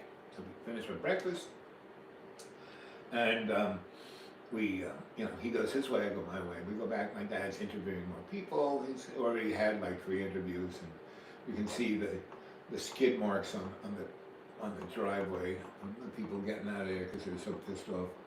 And my father's happy because he's just tormented a few people. And so this bing bong, a door opens, and I answer, and this black woman's there, very tall, very attractive, very nice, you know, not really expensive clothes, but dressed nicely, right? You know, very professional looking, right? And she does have her little resume, and she's worked in hospitals as CNA, and she's then worked in old folks' homes, and then she did it privately, and when the crash happened in '08, it kind of, she got, everything just was like, yeah. And so my dad is, you know, going, and her name was Timothy, right? Because her father had 5 daughters, and he wanted a son, so the 6th daughter shows up, he names her Timothy, so he can say, "Yeah, my son Timothy." Anyway, so my father is, you know, I said, "No, Dad, why don't we, because the ding dong doorbell, I said, why don't you get the door and get that person? I'm going to take Timothy in to meet Mom, see how that works." He goes, "Okay, that's a good idea." So I take him in, and again, Timothy is, sits down, and my mother said, "Do you play Tim?" And Timothy said, "Yep." And then they start playing. And Timothy is a card player like my mother is, you know. I wanted to take, she would always win, either straight out win or cheat. You know, you know, she had to win. She was a winner, right? So anyway, they're playing, and Timothy realizes she's, you know, you know, Timothy's such a good card player that she realizes that my mom's a really good card player, and she's cheating. So does she get upset? No. She lets my mom win every freaking hand, but makes it tough, makes it a challenge. My mom is like, waking up, being like, "Oh wow, this isn't just a pushover." And so they're telling stories about their childhood and blah blah blah. And my mom isn't even blinking that she's a black person, right? Not even facing her, right? And again, my mom goes, "Do you like cookies?" And she goes, "Yes." And Timothy's really smart. She goes, "You're German, aren't you?" And my mother says, "Yes, how can you tell?" And she goes, "Well, you asked me if I make cookies. That's really a German thing." And my mom was like, "Well, this girl is not only good card player, attractive, and she's smart. She's like reading me without me telling her anything." And she goes, "Yes, I'm a baker too, but I'm a Southern baker, and I make these pecan cookies that I think you might like." And my mom goes, "Okay, I'm up for it." So they, you know, and she's old school, you know, she's sifting the flour and doing everything old school. And my mom is too. So they're like, she's bonding with her that she's old school, where the other lady is more a cook than a baker. And Timothy's everything. And so they make these cookies, and the smell is like unfreaking believable. And the lady he's interviewing, he throws out before they get into an argument, before he even offers you the $3.45. And so he comes in, he goes, "What's that smell? That smells so..." And the cookies have come out, and my mom and Timothy are drinking Jack and eating these cookies and playing cards. I said, Dad, taste these. And he said, this is amazing. You know, honey, you're a great baker, but this is amazing. And he goes, you're hired. And he goes, and we're going to pay you. And my mother goes, $10 an hour. And my father goes, okay. So, and again, Timothy stays there the rest of the afternoon and makes us dinner. And makes, once he hears my dad's Italian, he makes him lasagna and a number of other Italian specialties. And because the pot roast is in there, she takes the pot roast and she slices and braises it in a certain way and puts it in the lasagna. And it's like mind-boggling. And everyone is just eating, going, you know, so my father is like, now he's got 2 women to take care of my mom who, you know, will take care, will be there like a loyal dog and love my mother, because they were loving. You could see this love ooze out of these 2 people going for my mom. And they were somewhat, you know, they took my dad in stride, and and they loved me because they saw that, well, here's this guy, he's got a lot on the ball, he doesn't have to be here, but he's making sure everything goes right, and it's not, his ego isn't on his sleeve, but he is the guy who's making it happen. Now, lady's in charge, he's making it happen, you know, the moron over here who's screaming, yelling, and I'm in charge, is like, okay, and we can just give him a cookie and it'll be okay. So, that was okay, and, you know, okay, you know, next day, another one comes, and then the 4th day of looking for people, this woman came in, and she brought her sister, and she said, well, I'm a nurse, first off, I'm not just a CNA, I'm a nurse, and I'm, you know, retired, I'm in my 60s, and I've started doing this, and I used to work for, you know, in nursing homes as a nurse. But, you know, they're all like closed and crashed, and everything's, you know, hit the skid. So I saw your ad, came by, and the place my parents lived was super high dollar. So everyone thought they could get as much money as they wanted. So anyway, this lady, and she was an okay cook, but she was a nurse, and my mother was a nurse. My mother ran a hospital, so when they were talking, they bonded. I mean, they were the same kind of uber personality, but the lady was really good at you know, diplomacy. And she didn't have to be, my mom has to be, always win, always, you know, control, always, you know, be the boss. This lady, yeah, she didn't have to be in that, but my mom, so all of that, and the fact that she would be a good second in command, and if my mom actually kicked off, this woman would be the person she would want, you know, there.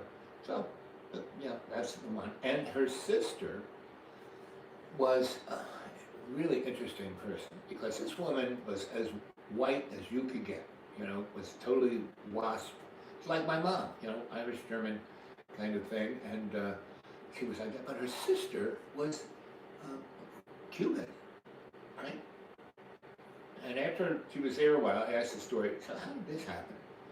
And it was, you know, a Cuban dad, you know, basically what happened was the original dad died, and then she was working, her mom was working in, you know, some kind of club.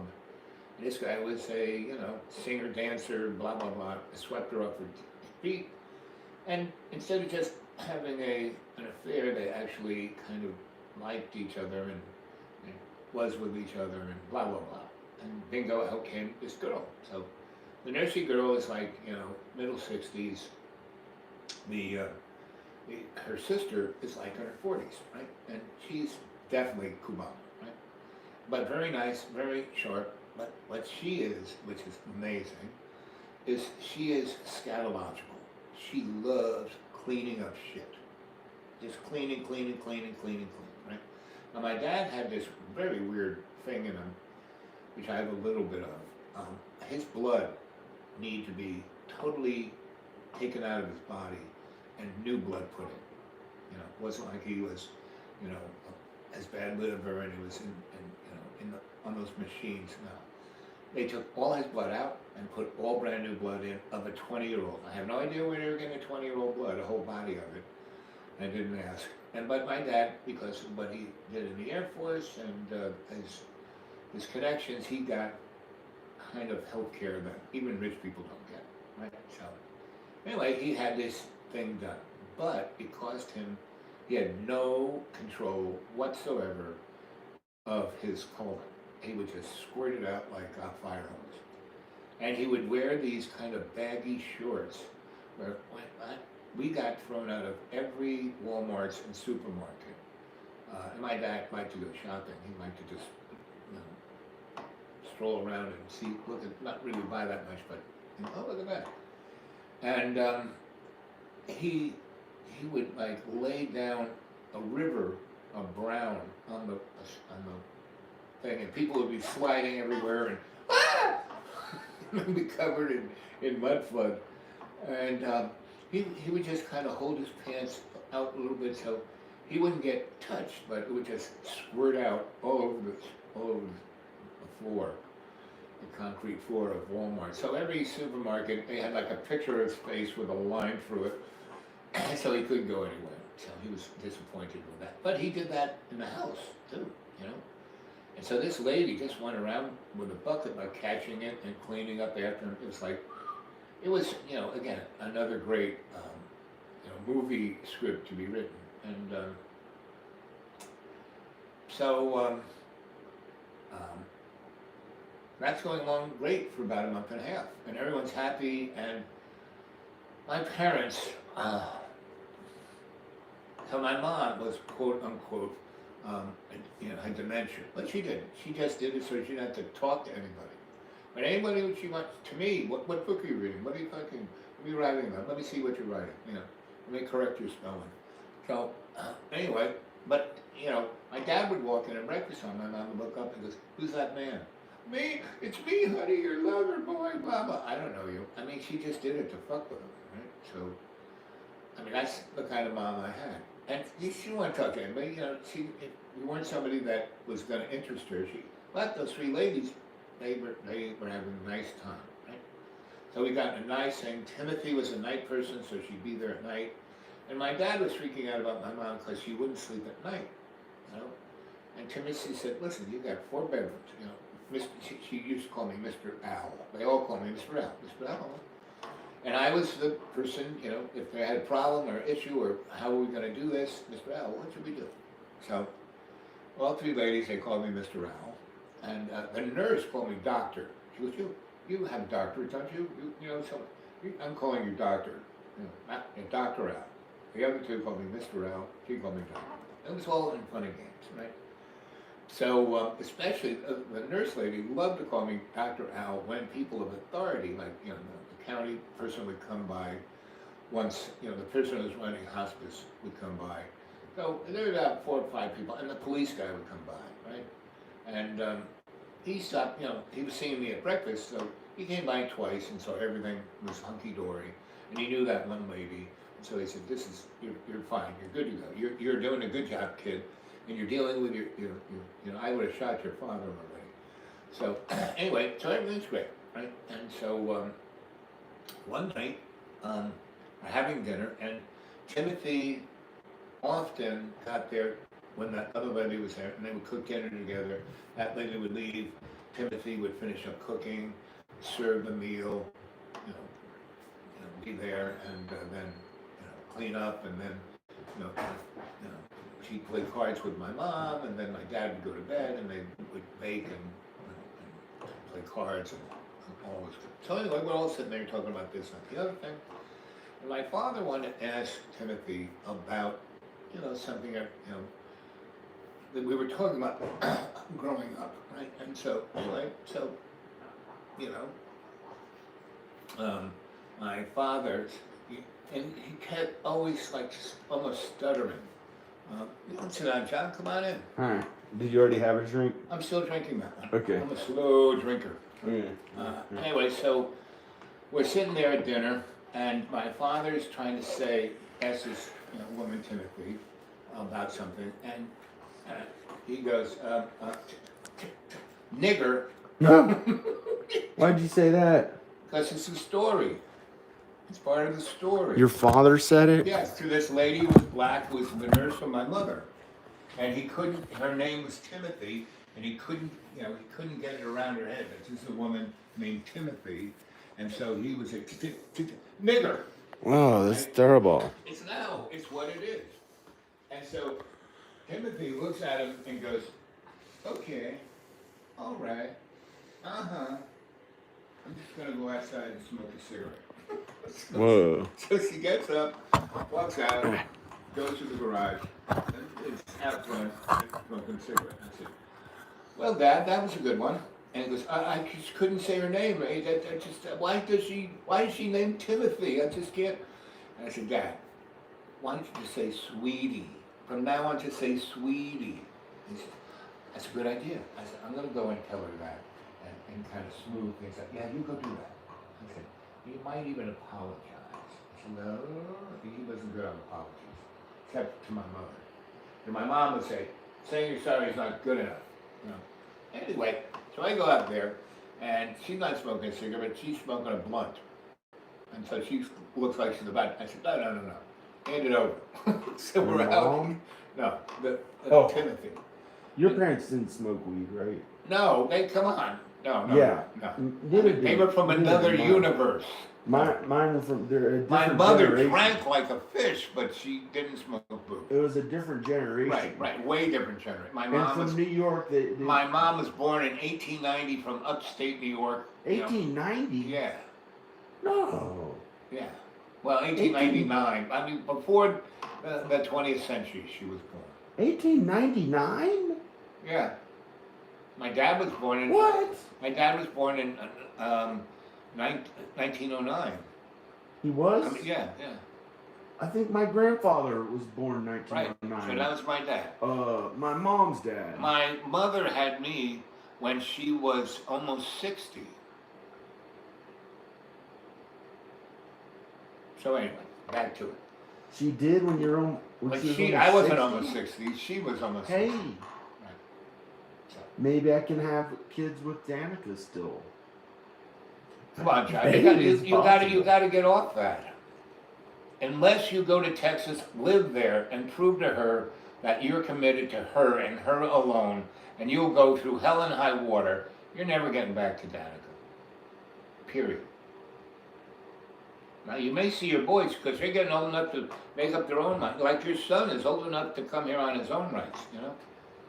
But anyway, back to the story. So I go out there, talk to her. I said, I just told my father, from now on, she goes, why can't she just call me by name? And he said, come on, you've been here long enough to see my dad. He goes, yeah.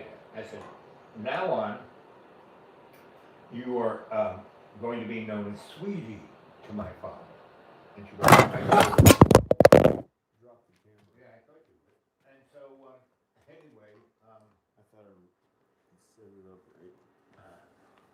like I said, it was only a little door hole there. You didn't have it attached to anything. You didn't break it, did you? No. Okay. So anyway, I'm gonna check that little, this. my father are actually having an argument for what he did. Meaning, my mother's going, no, that's not good enough. You can't have Al always just, smooth everything and apologize. And my father has a hard time with apologies. So he was like, and so they get into a Catnip. fight. And Timothy and I are just like, What happened on here? watching this go down. And, That was good. I gotta wipe that couch. anyway, I'm talking to. what happens is, they're screaming at each other. This is not something they want to do. So, my father, Ran out of paper towels. Ran out of paper towels. Oh.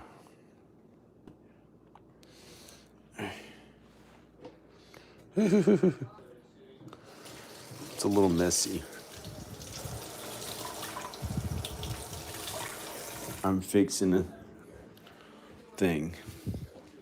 I'm not. all of these things that are great. You've got amazing. You're a good painter. You have unbelievable skill sets, and you're extraordinarily successful in everything you do, but you always spoil it. Why do you do that? I have no idea. But I do know tomorrow morning, Mom's going to come out here, and she really won't remember this argument.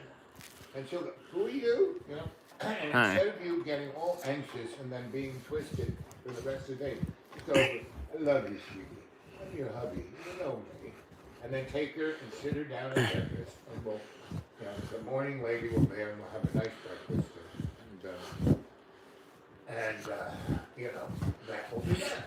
And he's, you know, he said, "Okay." And I said, "Now, Dad, like I said, don't do this again, and you will be fine. Mom and you will get along, because she loves you too." And so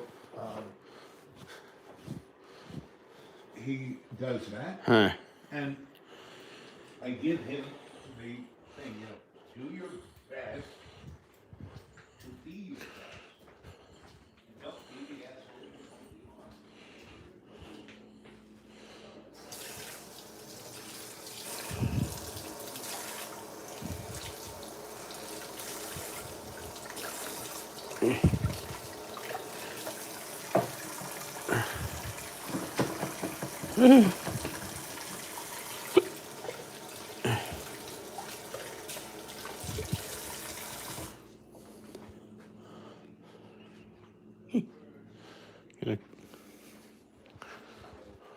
And the people in my parents and some of the people there, so people know them. Look, it's good to see you. Look great, Mommy. So they're like, it's like being the queen. And I was telling a friend of my mom, a friend of me, about my mom today, about how my mother was always dressed to the nines, always was a queen.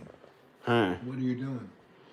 Filming, Why did you put it against my getting screen? different camera angles. But why did you put the camera like up there? Huh? Filming camera angles. Uh-huh. Anyway, so everything was going great, and then, you know, one day goes by, another day goes by, and no arguments. It's out there. And so they, you can leave it there, but I'm not done with this one. You know, John, look, look, here, boy. John. I have drank that much. I've drank that much. So why would I open another one if I have this I much thought left? it got old. No, it doesn't get It old. didn't. No, it didn't. Still got little bubbles. It'll still be good tomorrow morning. That's the beauty of modern seltzer. But anyway, I divest from my story about my mom and dad, who were very famous people. So, Ate shit. and now That's what I tell you, that's toll real, booth. really pleasant. I'm the man who works at the toll booth. That's what God. Eat shit. That's God right there. What does God say, Now John? you gotta drive. There's people waiting for you. What are you doing? Trying That's to God right contact there. it? That's John's God. That's John's God right there.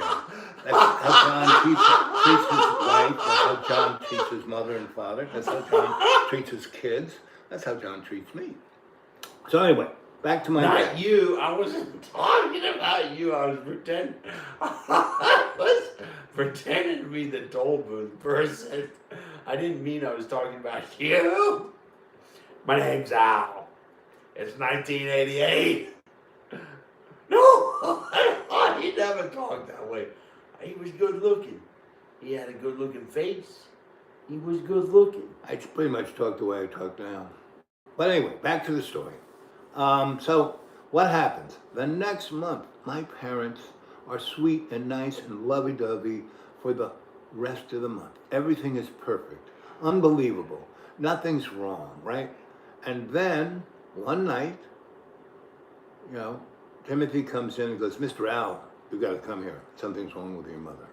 So I go in there, and my mother has the death rattle.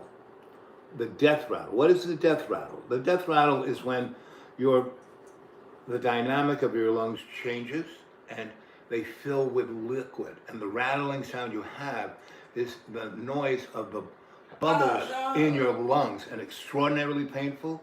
And it's very scary to die that way because it's like you're drowning. I'm the man who works at the toll booth.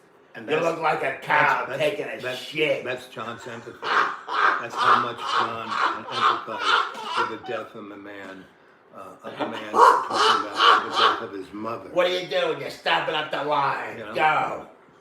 You can never see me again. This is how do I do it? How do I get him to be able to talk to his wife? He does this with his wife. Why do you think his wife doesn't want to be with him? Why do you think his children don't want to be with him? This is a perfect example. Thank you, John. Shalom, John. Shalom. So, Shalom. I go in there and Jews in the house. Boom. Got a big black suit and a big black hat and a big curly Jews. and I'm trying to make any fun of black people. It's not racist. Hasid in the house. Boom. So Big black suit. He's not anti-Semitic. This is, you couldn't have a better definition. We got the big black suit and the white shirt dudes. We got the curly Jews. We are the Jews. We are the Jews. So why does he talk about this when I'm talking about the death of my mother? I don't know. So anyway, my mother's going through the death rattle, and it's quite, if you haven't heard it, it's, John was talking about... Get out of here!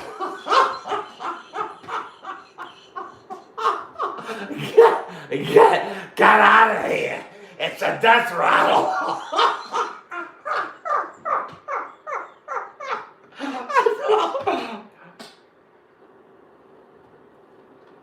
Anyway, so my mom is dying right in front of my eyes, and and she's just rattling, and she's got this look in her eyes like she's really scared. But we talked about dying. And she's run hospitals and been a nurse. She's seen thousands of people die, so she knows what it is. And she died already, right? So she's down with it. Yes, Lim, that's exactly the word to use. So, and that's, when people can't be empathetic, it's, we can talk hours about what that's about. But anyway, so there's my mom dying right in front of me. And Timothy is really, she's gotten to love my mother, and she's not the nurse. So I said, did you? And yes, I called the nurse, the other woman who's taking care of my mom. So that lady gets, it's like 3 a.m, and that lady gets there in like 15 frigging minutes, right?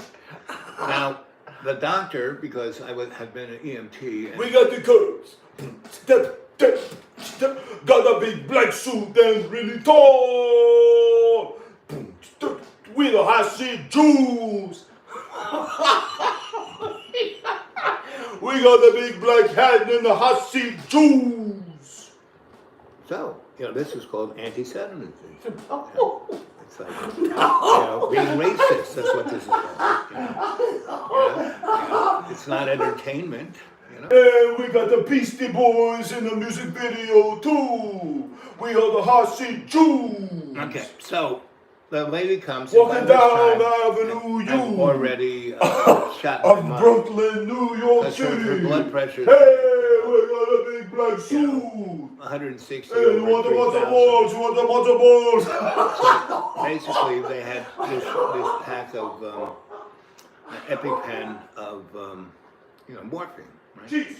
And it's a type It's of cheese. morphine You that like like it, slow try it. your heart down. It's cheese. And there's this other thing that I hit her up with which kind of gets the liquid out of the lungs. But she's already drowned her. And so, Timothy's looking at me going, it's not working. So I said, okay. So I hit her up a second time, right? Like within 15 minutes, I hit her up again, right? And still, the blood pressure, it's still like, it's going to blow the blood pressure machine up. And so, we wait another 10 minutes, and my mom's still gurgling, and she's turning red, and she looks like she's going to blow up. And I So, one more time? I said, yep. We hit her. So she's hit 3 times with the morphine derivative product. Get out of here. Yeah.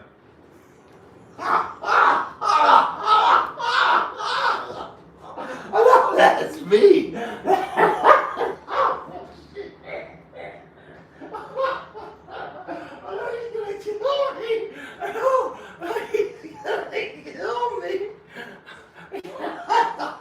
Your mom never talked that way. Not I like sound you. like Alice Cooper. Alice Cooper. No, John, you're talking like a demon. You're talking like someone who's, possessed by a demon. That's what you sound like. Get out of here. Alice Cooper. Oh, shit. Possessed by something.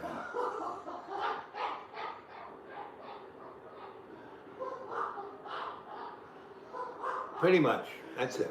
You know. Yes, exactly. Because he bought like 10 bottles. You know, when the guys came. You know, he bought 16 boxes of chocolate candy and how many bottles of wine did you get? What was that? 10? No. 5 More than of 5. champagne. Because it was one of those baggy things that had 6 and then another 3. So yeah, 9. So anyway, What else Cooper do if you heard that? heard what? Oh, come on, man. I'm cool. I'm cool. Listen to my music. You'll like it. So play us some music, John. Come on, go get your guitar and play us some No. music. Play us some music, John. No. Come on, John, play us some music. You are the best Alice musician. Cooper is cool. No, you are. You're cool, John. No, I don't want to play guitar or Why something. not? I've been eating more food for a few days. That's gonna stop you from playing the guitar? Well, I wouldn't feel as confident or something. Well, you can play it off camera. No. Just play the music. I'd love to hear some of your music. Oh, I messed up the story. Oh no. Oh, shit. You didn't mess up the story. Shit. No. No. No, you were perfect. You were right on time. What if I had a saggy neck and a big nose and black long hair? I don't know. What would? No. I have no idea. I got black long hair, saggy nose, saggy chin, What saggy is neck, the color of your hair? big nose. I mean, what's your real color of your hair? I don't You know. don't know what the color of your hair? Big nose and a dick. A saggy dick and balls. No, that's wrong. That's awful. Oh, would Jesus Oh, like shit, that? it Would was Jesus filming like live this? when I said Would it. Jesus like this? Is this the way Jesus talks? No. And I you know what messed you were up. talking about the situation? That's how Jesus looked. No. Jesus had a big nose. No. Jesus had, he was a Hasidic. No, I'm sorry I said a penis, a Dick Clark. Yep. I'm gonna turn it off. Don't say that about Jesus. That's what you just said. I didn't say it. You did. You said it. You made fun of Jesus. I gotta right go. there. You made fun of Jesus. Right there. No. Jesus was Jewish. No, I didn't do it. Who was that on the couch? Alice Cooper. So you have multiple personality disorder? Is that No. what you got? No, on the couch was Who's that on the couch? the big Hasid suit wearing Jews. Boom, boom, the big Hasid Do you Jews. think Jesus would like that? He's Jewish. He was Oh,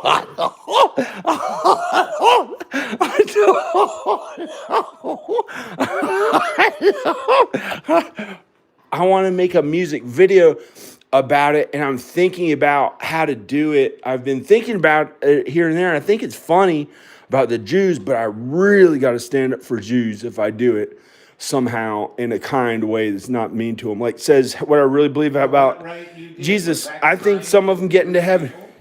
I think some of them may get into heaven without Jesus. I think they get into heaven. I can't imagine that just because, some of them are righteous. Every set of people are like every other human being. Their religion, their color. I'm going to go. Okay. See you, buddy. I got to go. I'll see you in the morning.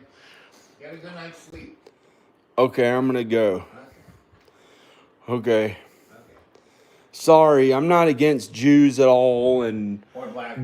if I make a music video on that, it'll sure stand up for Jewish people. And I don't know if I have to think about Hasidic Jews. I can't, I was going to make it about the Jews and really standing up for them, though, so it stands up for them it'd have to stand up for them, too, not make fun of them. Because I did Rednecks, the movie, ended up, since it was just going to be like making fun of rednecks, and I did an entire movie and ended up having to stand up for the entire South or something. It was not easy. I filmed in Lexington where Robert E. Lee had one of his famous battles. I had to film there when I was trying to make fun of rednecks, and the movie was called Rednecks. And so I didn't understand what it was all about then. I didn't even know, but then I filmed it anyway, and then I was like, oh, that's why I guess I was standing up for it so nice or kind to them, to rednecks. So if I do a music video, it'll be more politically correct than this. This was a live video.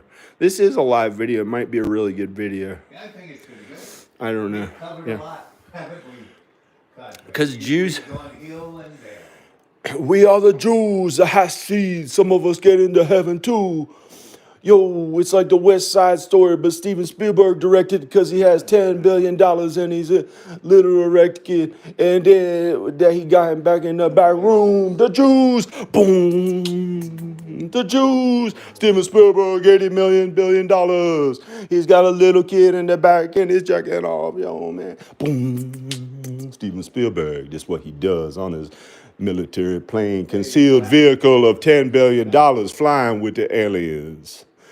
That's why they call you insane if you make fun of them. But I don't even know. I don't know, because I'm just a black man who stands up for the Jews, man. And I don't know. Okay, I gotta go. Bye.